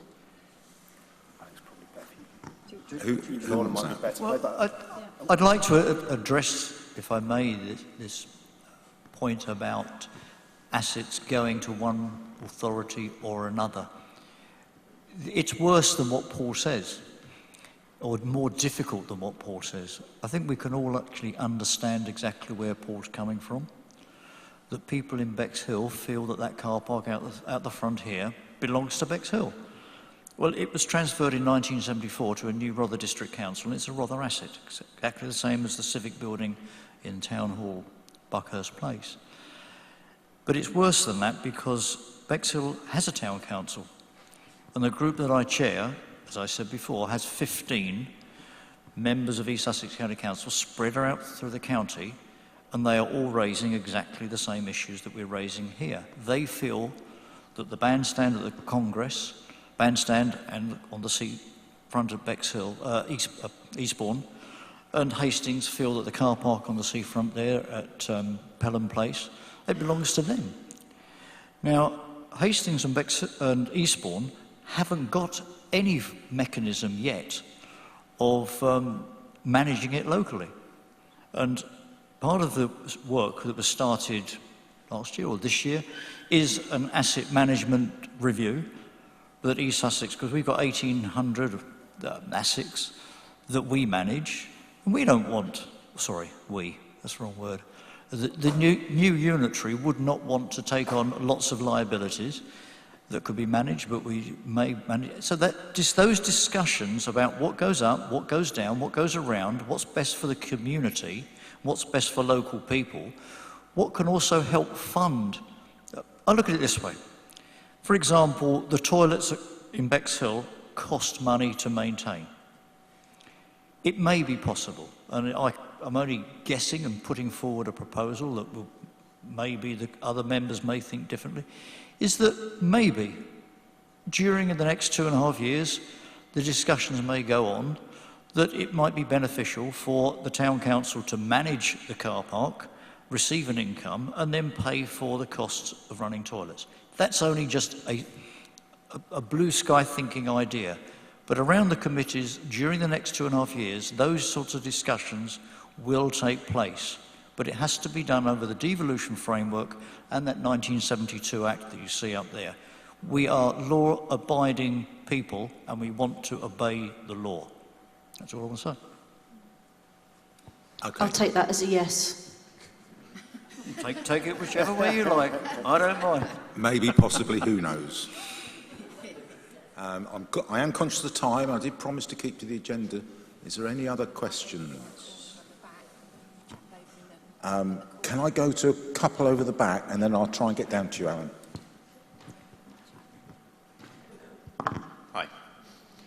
I want to come back to a couple of points, especially raised by Paul and what else has been said in regards to, Lorna, you mentioned early intervention services, money coming back into early intervention services. So I don't have 40 years to have lived anywhere, and I want to make this really clear. There are a lot of people that aren't represented in this room, those who are some of the most vulnerable people in our communities who are not being given a say. people who toilets are a really, really necessary thing to have still, irrespective of who's paying for it. Why this always comes back to, where's the money going to come from? Think about the humanity in this. You have people, I've lived in Sussex my whole life. I don't care if I'm in Bexhill or Eastbourne or Helsham where I grew up. I'm still a person living here, I'm still a low earner, and I need these facilities. When I started working for East Sussex County Council in, I think 7, 8 years, less than 10 years ago, one of the first meetings I had was that early intervention services were cut. And then the service cost increased because the high intervention services increased because we weren't looking after people on the ground. So irrespective of where the money comes from, can we make sure that services across East Sussex are going to look after the people that most need it and aren't represented in this room? Was there a creche facility, for example, offered so parents could come by today? There's greater thinking that needs to take place here. And furthermore, that this stays apolitical as well. I know we said this is a democracy, but again, these people aren't here. We need to look after them, and voting people in, are they representing those people? I suspect this won't be the first and only one of these, so if there are, we've advertised this quite far and wide. I accept what you're saying, and it's noted, and we do need to include everybody. Was there another hand up in that direction, or did you want to? Well, I was just going to add that in response to that question, I think one of the benefits of the unitary model is to have a more integrated delivery model between the current district services, particularly our revenue benefit services and our homeless services, and having more of a health focus, preventative focus on supporting our more vulnerable cohorts is definitely one of the potential benefits of the unitary model. But I agree with the sentiment you've put across as well, particularly about the representation of the whole community into this discussion as well, which is, is something to bear in mind. We're eating into the final half hour of Q&A. I'm going to come to Alan, who has had his hand up a while down here.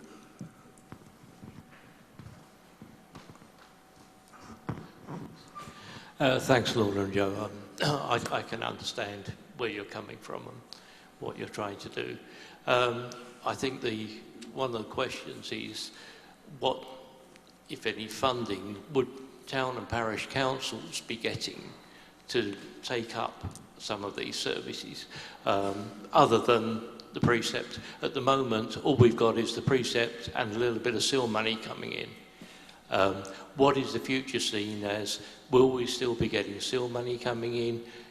Will there be, with the devolved services that are currently provided by district councils, county councils, will there be a transfer of precept, if you like, so that it doesn't basically cost our residents? We have to protect our residents as far as we can. So it's not going to cost our residents a fortune more, because they've already been paying for it all along. And basically we can see the precept that we're paying at the moment disappearing into the unitary council and wherever, and just charging more to the local residents. Who would like to? Can I start? Lorna. Then others chip in. I think what I would say is, if you take Rother's budget at the moment, the problem is the council tax that we raise through our precept and the funding that we get doesn't cover the services that we have. We're dipping into reserves to fund that. And I suppose, opportunity of the districts, of the town and parish councils taking on those services is that you do have your own precept that isn't capped. And I know that's a really, really difficult message, and it's one that Joe has given. But, you will have the opportunity to, if it's an important service or asset that you want to take on, and you'll probably want to do some engagement with residents. And, when you actually get that down into pounds and pennies of what it costs for all of the preceptors in Bexhill, is it worth to take on that service and protect it? Or is it actually something that will go into the new authority and at some point in the future might have to be cut because the funding isn't there to provide that discretionary service? And that's the choice that we have to make. I agree, nobody wants to pay more tax. I absolutely get that. But that's the dilemma that the town council will have. how much can we, reasonably raise our precept to protect these services that we can't control in the future. So really, I think I'm sort of answering the question, but it's almost a question to the Town Council, really. Yeah, I can understand what you're saying there. I think, obviously, from the residents' point of view, it's a matter of, is it going to be a transfer of precept, which is fine. It's unlikely, it seems, and therefore we're either going to lose services that we've had all along, or we're going to end up paying a lot more. Similarly, I mean, there is a financial value being put on a number of service assets, toilets, whatever, and there seems to be that value. We sort of have to buy them, rather than just, okay, be transferred. We've taken on at the moment sort of doing the toilets and running them. So if they were just transferred to us, then we would have a lot more freedom to do what we want with them. But at the moment, that's not happening.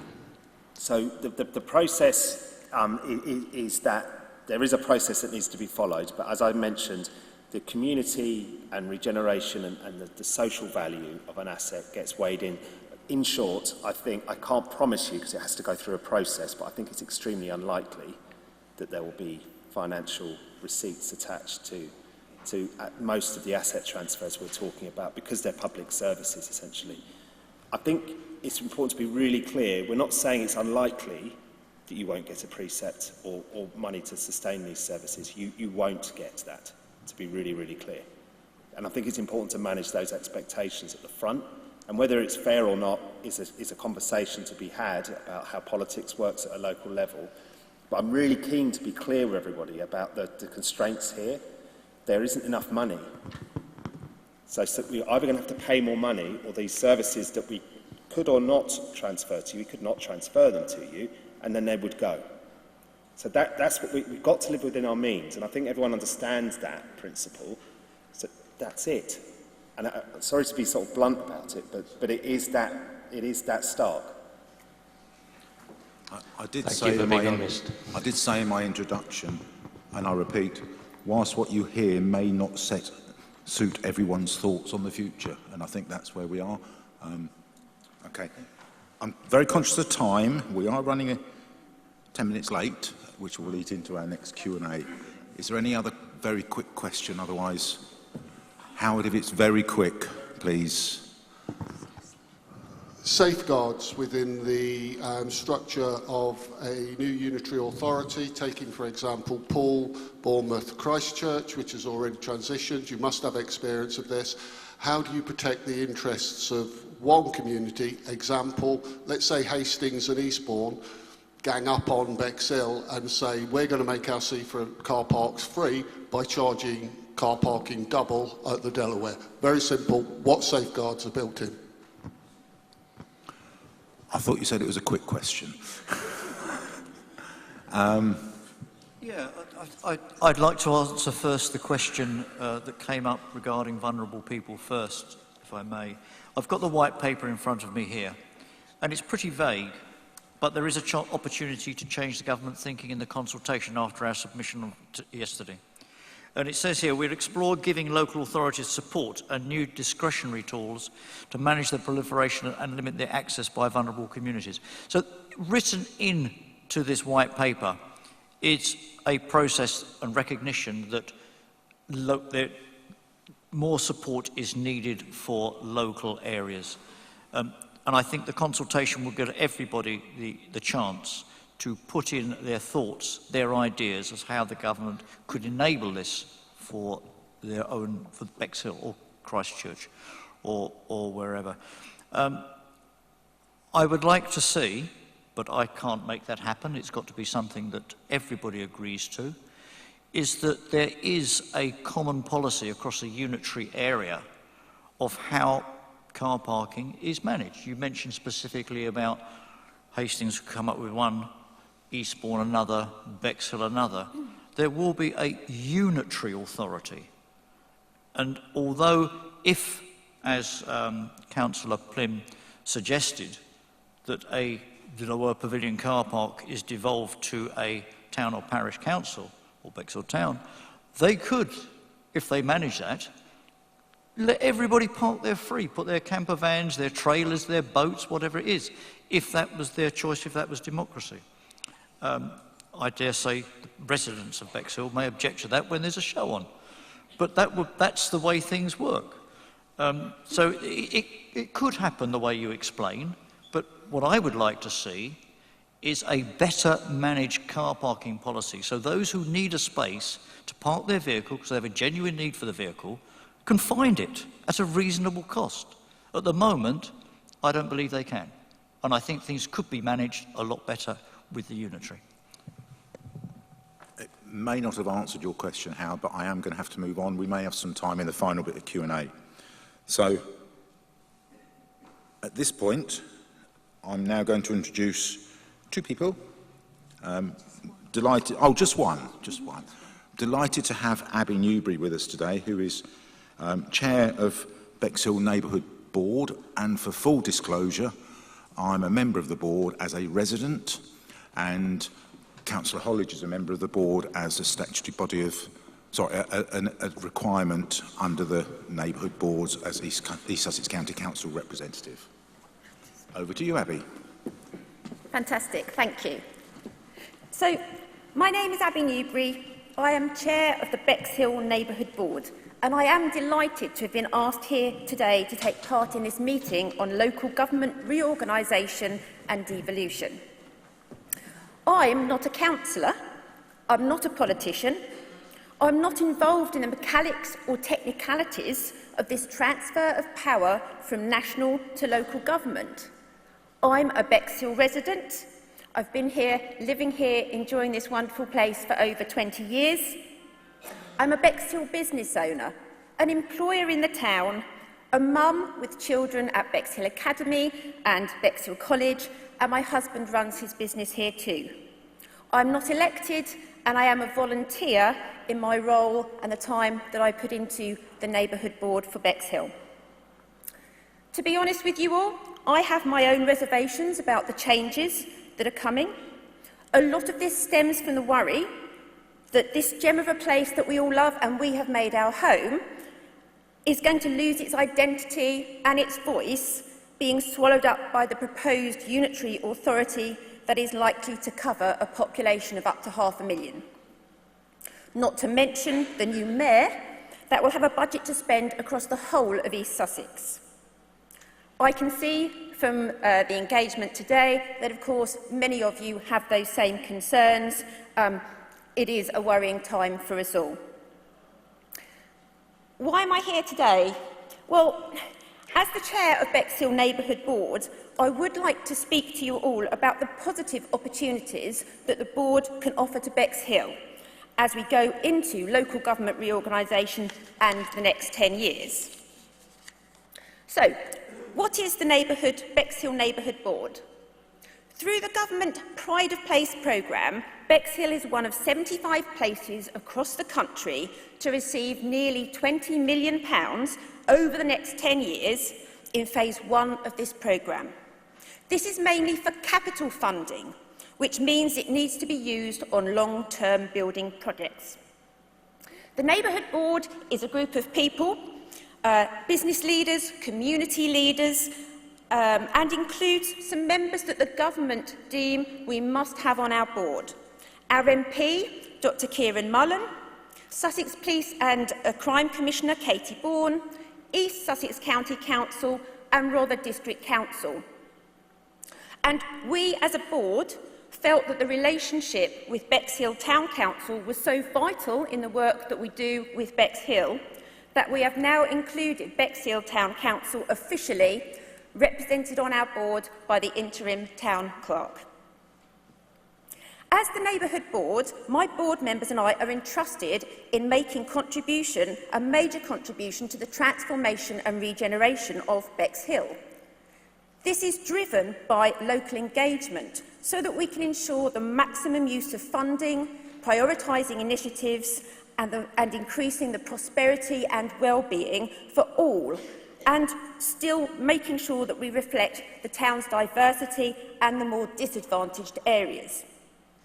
This is a long-term plan, and we won't see the changes straight away, but we will work alongside communities and businesses over the 10 years to make sure our priorities reflect local people's needs and views as much as possible, while staying within government funding guidelines. However, whilst the plan was about the £20 million, the more work we did, the more we looked into what we could do for Bexhill, the more we realised it's not just about the money. We believe our job is more than just decisions on how the money is spent. We have a unique opportunity to bring everyone together. This means the 3 councils: businesses, residents, groups, people with different interests and needs. At board meetings, through engagement in working groups and projects, we have been slowly and carefully laying the foundations of trust and commitment between us all. We have differences in our views and priorities, but we realise that a collaborative approach is by far the best way to get the best benefit of the funding and the best benefit for Bexhill. We also realise that it's really important we pull together as a whole Bexhill community. And as Neighbourhood Board members, we want to be role models of this, encouraging and helping others to work in a collaborative way, something that hasn't always been the case. At the change of government in July 2024, we weren't sure that we were going to keep the £20 million. The Neighbourhood Board wrote to the government, we met with the Towns Unit, and we provided a case pressing to the needs of Bexhill, why we needed to keep the money. It's so important for us to thrive and survive and support young people, businesses, tourism, our community groups and our heritage. But one of the biggest reasons, I think, that we secured that 20 million and indirectly helped secure that 20 million for the other towns across the country was because the government could see we were working collaboratively. And having outlined to them how much we believed in this and it was so vital, actually it was hugely pleasing to see that when the rebranded Labour government sent out the new guidance around the plan, they had collaboration running as a thread and a theme all the way through. I love this slide. This is a picture we took. The kids, they're actually on the fountain for anyone who doesn't recognise that. And one of my catchphrases when I run my meetings is small but mighty, because Bexhill, we might be small, but we can certainly be mighty. Matching funds is a big part of the ambition for our Pride of Place programme funding, where we can set priorities and encourage partners and sponsors to contribute towards them. In this way, we can increase the amount of funding we have to spend, and we can also encourage outside investment. We aren't there yet. There is still a huge amount of work to do. But it is clear, by seeking to maximise collaboration, to develop shared vision and improved joint working, we are lifting the limits on what is possible and what can be achieved for Bexhill. As a board, we are motivated, target-driven, enthusiastic and determined. We are well and truly on the Ministry of Housing, Communities and Local Government radar. I myself had the opportunity to go up to Downing Street to talk to them about Bexhill. I've made relationships with their team up in government. And one of the things that has surprised me as a business person not really involved in local government or national government at all is how passionate and how keen they all are to make sure that everyone gets the best outcome. Raising Bexhill's profile nationally and at a high level has been an unexpected benefit, but something again that will help us and stand us in good stead as we move towards local government reorganisation. We have already made strides forward in ensuring Bexhill is not overlooked or left out of important devolution conversations that are already taking place. The Neighbourhood Board can sit above politics, above bias and agenda, and look at Bexhill as a whole. We can work between the people of Bexhill, the Town Council and the new authority, not to mention the Mayor's authority. We can put out our message strongly that we are all about partnership, and that will be more important than ever under local government reorganisation. We can be a strong part of making sure Bexhill has its voice heard, alongside the Town Council and the new strategic authority. And we can show the Council and the Mayor that we have clear ambitions, plans, much funding to help, and good partnership working in place. We need to prepare, that is clear. We need to trust that our officials will do the very best they can to protect this place that we live in, that we love, and the positive example that the Neighbourhood Board will set, I hope, will help them do just that. Of course, all of us, residents, businesses, everyone, we care very deeply that Bexhill gets its fair share of funding and services under the new unitary authority and the Sussex Mayor. But we also want to make sure we don't lose our identity, our pride in our town, and our voice in discussions that we are covering a much wider area. At the Neighbourhood Board, we are determined to play a key role in this. We can make a significant contribution to ensure we all get a better outcome for Bexhill, for Devolution, for the 10-year Phase 1 Pride of Place programme, and indeed with a lasting legacy of true collaboration across Bexhill. That would be something that I certainly would be extremely proud of.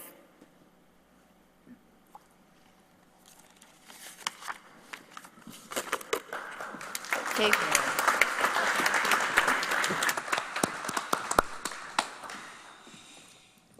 Thank you, Abi. Any questions for Abi on the Neighbourhood Board? Yes, get that over there.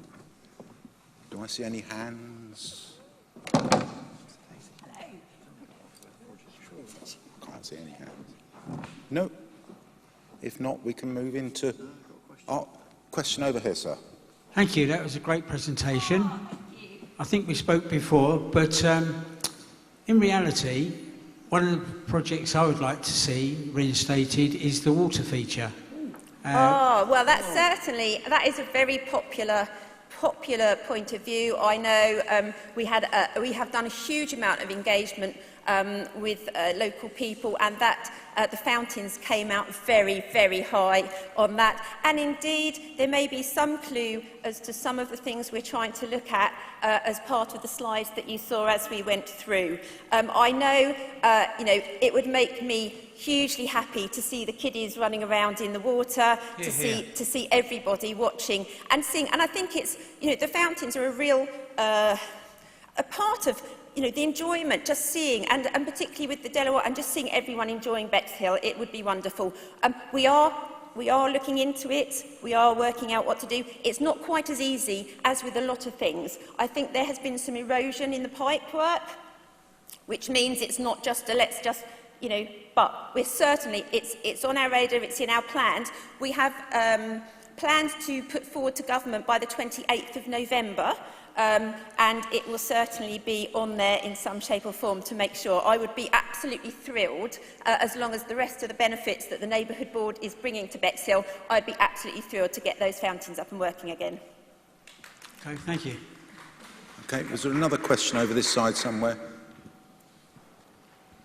Just a quick one. You've explained how no one wants to pay new taxes or pay for the services which are discretionary and so forth. So just how much would you think the Chamber of Commerce of Bexhill might be prepared to contribute to this? I think that's probably outside the remit of today, sir. Really? Because that's probably a source of money, isn't it? So I think, just to be clear, so The Chamber of Commerce is quite separate, although obviously, again, a really good voice and someone that we would work with collaboratively with the Neighbourhood Board. The thing that excites me about the money that came through is the potential of match funding. So, where we have certain projects, there might be things that the Town Council see as really important, that they would like to provide, but actually, perhaps they haven't quite had enough of the money to do that. One of the things that we've been talking about is the ability for the Neighbourhood Board to have some of that capital money work together with the Town Council and be able to pool that money together so that we can bring some of these things to Bexhill. It's early days on that. The funding was delayed where we had the change of government, so it's coming through a little bit more slowly, and there is a lot of work around what we can do with the money, and we are tied to some extent by government in terms of what we're allowed to do. But certainly, with some of the things that, I know the ambitions of the Town Council, and there are things, and I think, just to say, probably not part of my remit today, but I think we're really, really lucky to have the Town Council. You heard earlier, there's a lot of places that don't, and Bexhill is ahead of the game. I think as residents, certainly, to have that in place already, to have them working in our best interests and bringing the voice for Bexhill and the residents is really, really important. So, and that's something that I like to press ahead as well with the Neighbourhood Board and with Lorna, where they've been doing a lot of work in terms of getting us in the best position we can be for the changes that are coming. But yeah, certainly, there are things, and we will be having conversations about some of the things that we really want to do for Bexhill and putting money together, working together, but not just talking about it. We will be able to match some funds together to get the best for Bexhill. You're suggesting collaborating. I know! And I have to say, Abi's an impressive chair, and things will happen with the Neighbourhood Board with Abi driving it. So. Oh, thank you. Yes, I'm very there's keen. There's a lady over there who had her hand up. Another Abi. Hi. Oh, hello. I wanted to ask about an issue that I noticed. My family has been in this town for hundreds of years. We're everywhere. We're endemic. I'm sorry for it. But from this, I've learned, and I've been talking to people, that we've lost a lot of allotments. We've lost so much land that we recognised was part of Bexhill and has now just been put into buildings that are now profitable but aren't necessarily Bexhill. And as we've heard through the conversations today, we're looking to sell off non-profitable assets. If there are locations in this town that could be scooped up again by the Bexhill neighbourhood to become part of Bexhill again, could you possibly make some assurances to us that that would be a priority? I think that we've lost things that made us special, and I would like it to be a priority. Okay, so first of all, one of the things when I was asked to be chair of Bexhill Neighbourhood Board was I wanted to enhance Bexhill, not to change it. We love the way it is, it just needs a little bit of polishing and some investment. I can't make assurances, and I will explain why, in that obviously, so the money that we have to spend, we are bound. We need to have engagement and evidence that it's something that the people want. That's fine. So from my point of view, I can't do that. But if you write into us, if people look on the website, they come to us and they tell us what's important about Bexhill, then certainly we can have a look, we can see what we can do. I wasn't aware of the allotment situation, but again, I think that's the important thing here. And I talk a lot about collaboration, but actually it's collaboration and communication. And I think certainly as the work, part of the work that I've been trying to do with the Neighbourhood Board is to just open up those lines of communication with Rother Council, with the Town Council, with Bexhill and with the East Sussex, so that we're all on the same page and we're all much more open to listening to residents' concerns and hearing about the things that need to happen. You are right, from a Neighbourhood Board point of view, the money needs to be capital.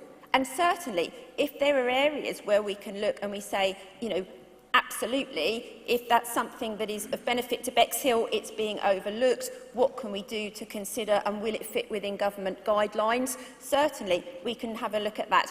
I would say, my secretariat, Anne Rathbone, is here today. I haven't let her really get a word in edgeways, but actually she is the driving force behind all of the work that's happening in the background in terms of the Neighbourhood Board. Please do, anybody, certainly Abi, anybody, please, if there are things that are concerning to you, if there are things that you'd like to see for Bexhill, we want to hear about it. You know, just because we're making a government plan and putting that in place by the 28th of November is not set in stone.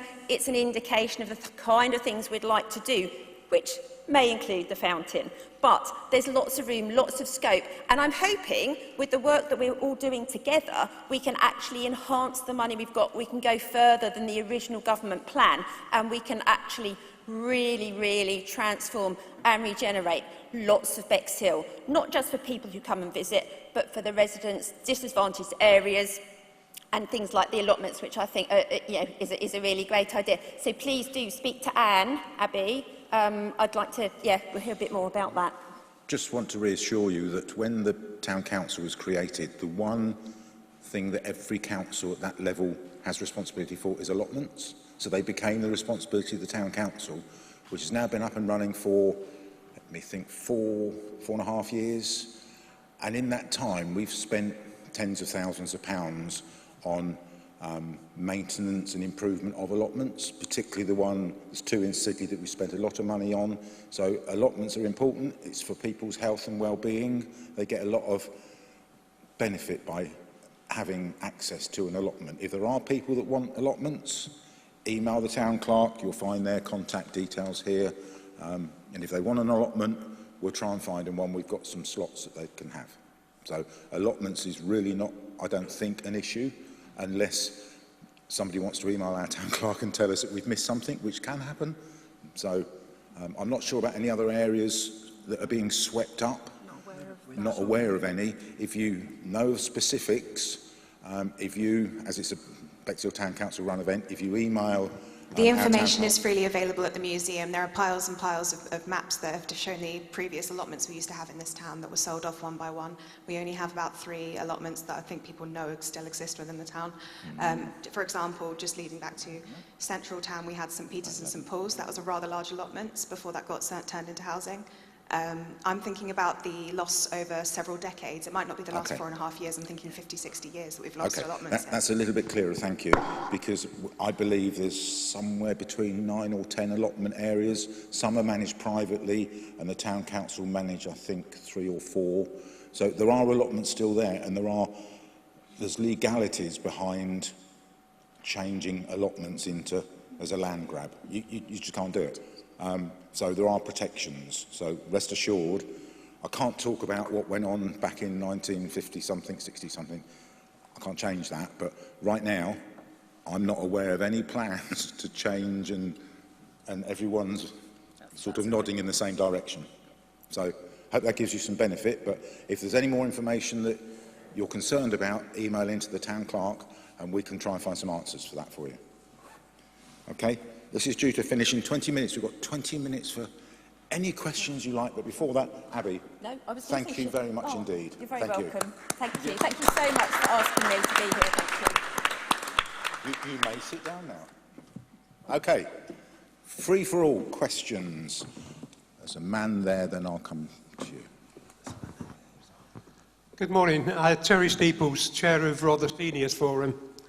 I've heard a lot mentioned about children and things like that. I think we're forgetting that in Bexhill we've got quite a lot of elderly people, and we get visitors also coming down that are very old, and then taking away the toilets. I'm obviously old, but I'm also disabled. My radar key doesn't work in the toilets. We need to have some plan that we can access toilets, especially as you get older. The need for a quick visit to the toilet is very important to locals and visitors.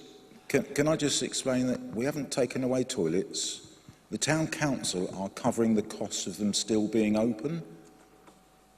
They're not closed, they're all open. Well, if I can't use my radar key, I can't get into the disabled toilets. So the radar key is a different scenario, but the toilets are open. Now, where was I going?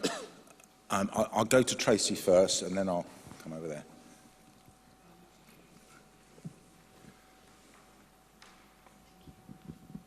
Thank you. Thank you. I did try to fit this question in earlier, but I was kind of missed.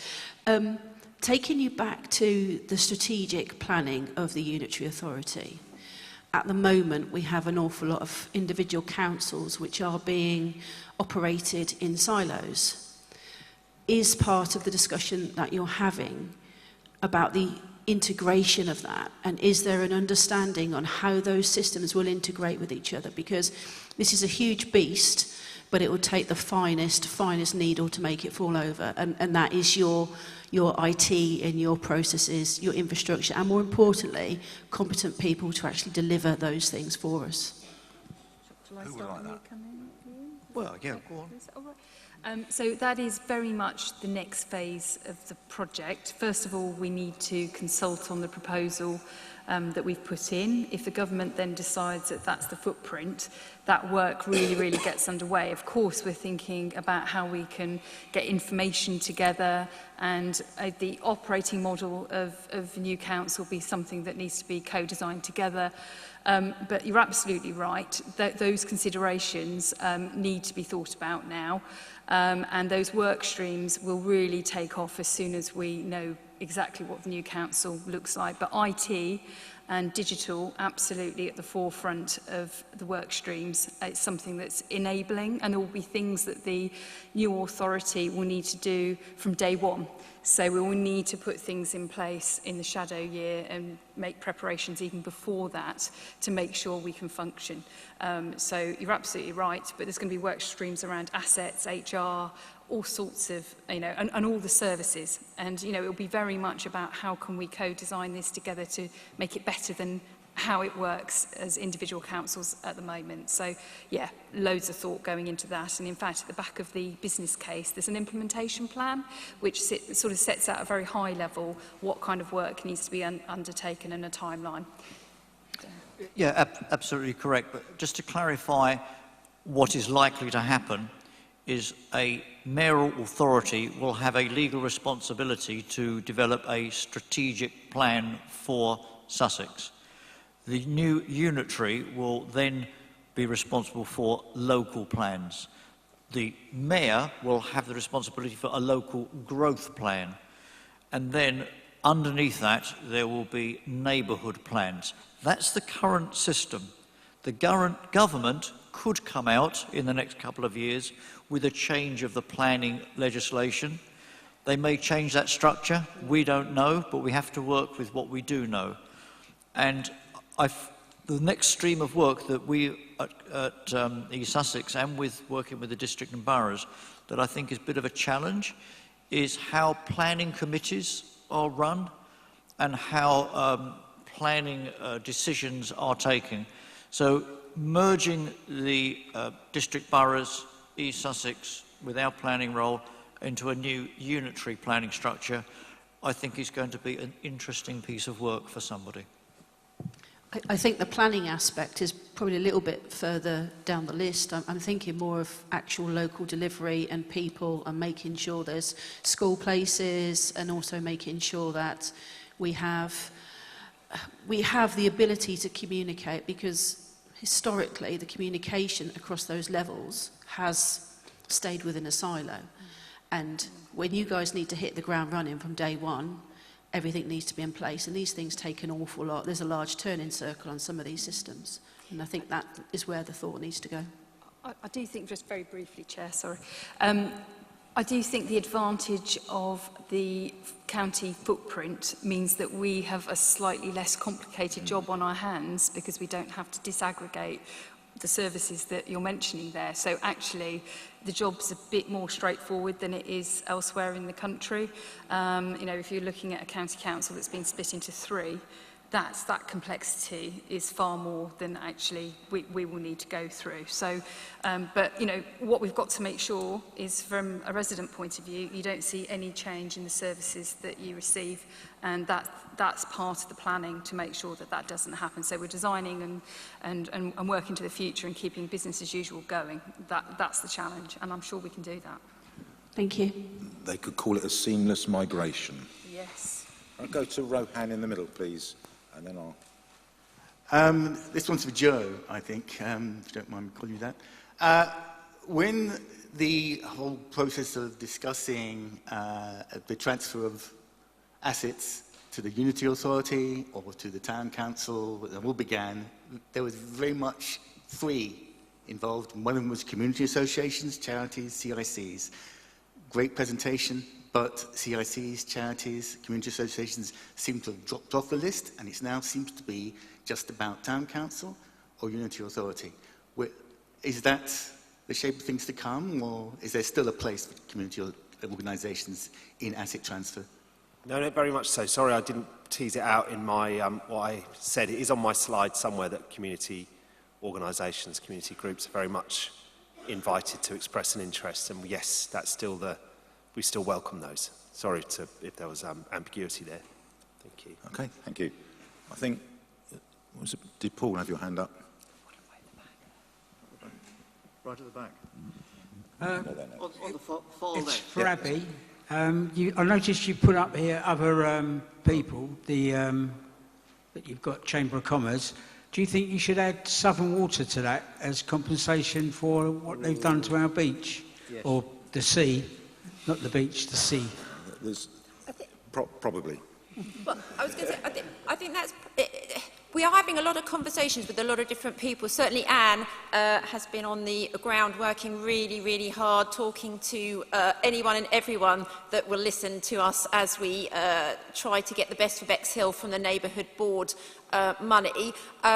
And the benefits of the collaborative working. I have to say, so certainly this isn't a political statement, because I'm not...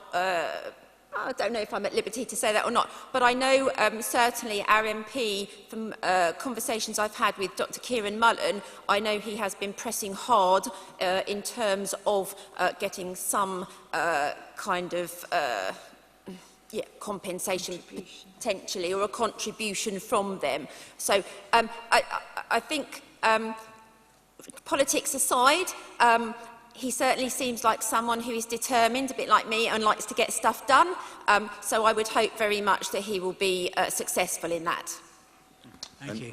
Just to add to that, only last week, certain councillors from the Town Council met with Southern Water around another sort of project that they're heading in the direction of Bexhill. So they are communicating with people in Bexhill, so we'll see where that evolves.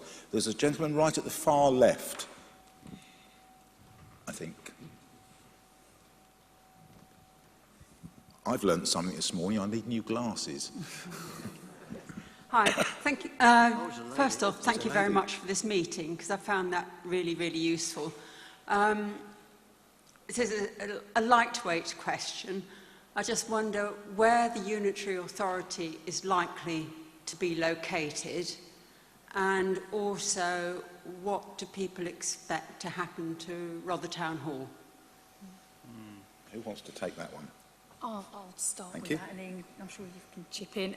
So we haven't got that far in our planning yet. As I say, we've still got to consult on the footprint, and the government's got to decide. So that's very much a sort of next stage question. I think there will be some kind of locality, you know, you're going to need some kind of hub or office or something to locate services, but exactly what that looks like yet, we just don't know. So, yeah, we'll have to just see how that all pans out. Yeah, thank you. It is a question that people often ask, and it depends which service you refer to. There's obviously a local housing needs, benefit needs, and I'm sure that will be retained locally. Eastbourne, Hastings, they all have similar issues. You look at the Wilden distribution in Hailsham. Historically, Lewes is the centre of East Sussex, always has been.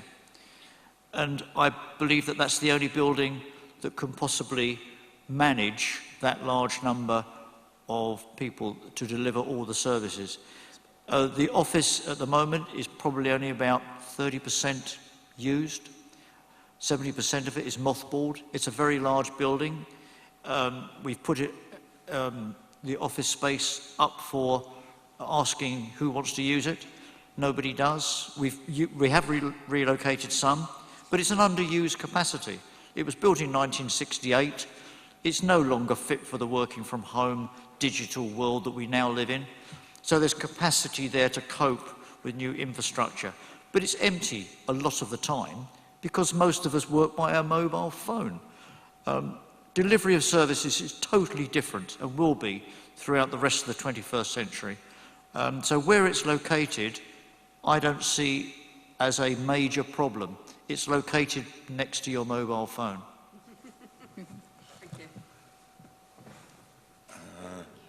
We'll go here first, and then we'll come over. Lindsay. Thank you, Chair. You may have already covered this. I came in when Abi was speaking, so I've missed a whole bunch. Apologies if you're going to be replicating what you've already said. But my question relates actually something what Abi was saying about communication, and it's great to hear that communication and collaboration across council levels, to work together. But will that communication go on to working with charities, NGOs, community groups? Because at the moment, from my own experience of running a local charity, we get blockaded or feel like we're getting blockaded a lot by dealing with governance at the moment. We're not always getting answers to our emails. We feel like we're being ignored. And how will that shape going forwards with the unitary authority? Will there be more collaboration from community sector to public sector and going forwards and making projects happen rather than being stalled all the time? Great question. Can I say something first? I very much hope so, because what I'm trying to do, and as I say, the surprise coming out of the money that came through to Bexhill and the process we've gone through in terms of looking at how we can benefit Bexhill has been this idea. Actually, it's not a new idea, but this idea that people actually speak to each other and work together, and it is key, absolutely key.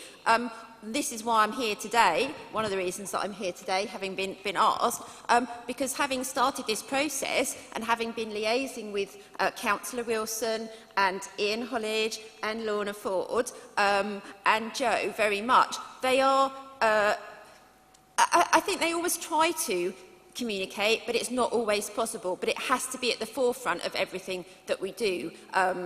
It really does, and I think it will make a huge difference if we can keep that momentum going and if we can all be part of making sure that we are heard and that they realise, and I think they do actually. I don't think I would be sitting here today unless Councillor Wilson had actually taken that on board, that it really is so great for Bexhill locally and nationally and for all our residents and our community groups and charities and everyone that we actually talk to each other and work together to achieve the best that we can. I think it's fair to say, Lindsay, that I had no idea until about 15, 18 months ago how many charities and volunteer groups there were in Bexhill. It's not until I had the delight of wearing this chain and get people invite me. Charities and volunteer groups are holding Bexhill together. They're crucial, and the Town Council do as much as they can to support those. How the future will be, I don't know, but I suspect it may be easier because there's a tier missing. So some of the blockage that you, in what you try to do, won't be there, I hope. Yeah, but I've got no evidence whether that will be the case or not. Yeah, I certainly would hope so as well. I think my comment, without naming names, is that I've been emailing a particular person sat up on the stage and have never once had an email response back. And so there's obviously a disconnect there that I would hope would change in the future. We got asked a question at the Town Council, there's any blockages in any of the processes. I don't believe there are. It's just that people within Rother and East Sussex have got their day job to do, plus all this other stuff, and everyone is so busy, as most councillors are so busy, and councillors are generally volunteers. So I'm sorry you've had a blockage, but I don't foresee it as being any worse. Would you like to add to that? I think your question, Lindsay, is more general than just your specific issue regarding your email lack of a reply.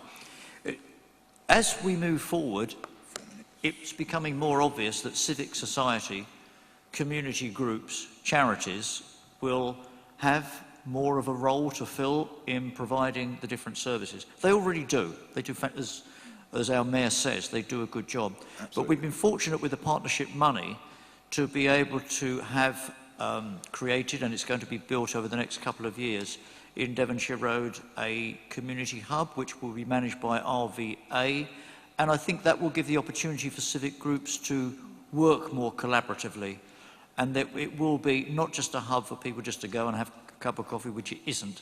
It's to share ideas and you get a more efficient way of those community groups, charities, civic society working together. That's what I believe and that's what I wish for.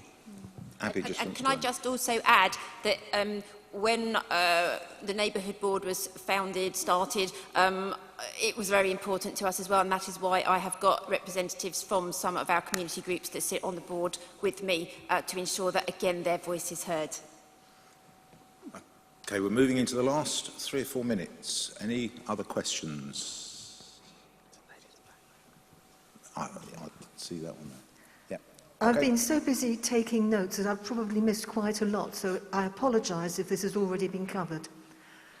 Over the last few years, there have been several housing planning applications which the local council has refused because of various difficulties with roads, schools, other services that would not be sufficient, which has been overturned by the government, housing minister or whoever it is. Would that still be possible with a mayor? I mean, would the mayor be the final authority, or could he be superseded? Well, you raise a very valid point. The algorithm that the government have used and the housing numbers that have been imposed on our area, I believe, are not achievable. And I think part of the new unitary is trying to manage that. I think things will change because it's not good for society that somebody makes an application for planning, people object, planning committee objects it, it goes to a planning inspectorate, and the planning inspector say the council's got to pay costs. Recently happened in Brighton at their gasworks in Kemp Town, where the site got refused by the planning committee in Brighton, and then the planning inspectorate has approved it. I think it's 400 homes. So yeah, the system isn't working, and I think this new unitary can only make it be better, but it's something that we've got to address. And I don't know if Joe wants to maybe or avoid the question or go further. No, it's very challenging, and it's a good question. I wouldn't have anything to add in terms of what would happen in terms of the decision making above us, as it were. I think that it's a real tension in communities, and one's position, relative position, often informs how one feels about new housing. I know that, again, the point was made earlier about the representation in this room, but for younger generations, particularly those who are coming through now at working age, it's extremely difficult for them to live anywhere. They want to stay here and live here, again, and we want them to stay and live here, but unfortunately that will mean more housing is built. There are constraints, there are challenges, there will continue to be, but I would argue that depending on whom you ask, whether there is a desire to see more homes or not.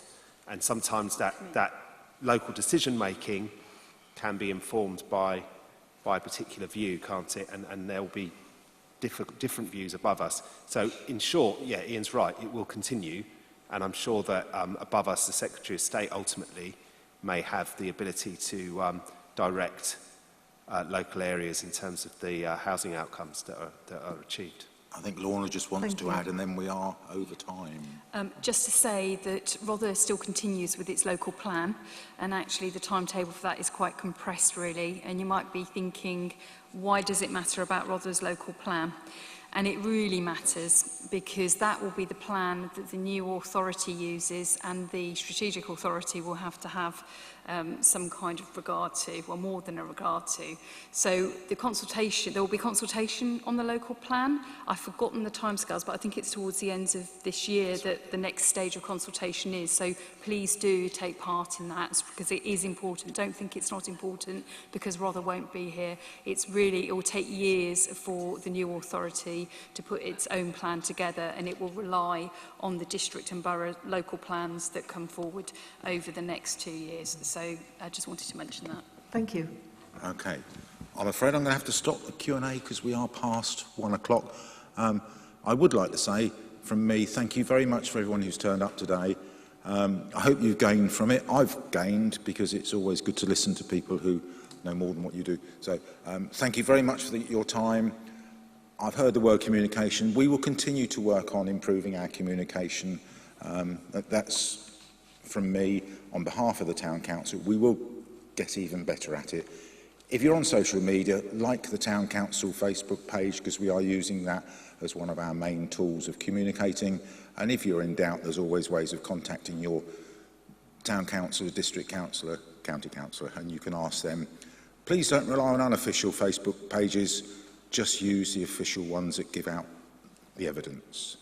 So again, thank you very much indeed for your time being here today. Thank you very much. And thank you for the panellists who have spent their precious time supporting us today. So thank you.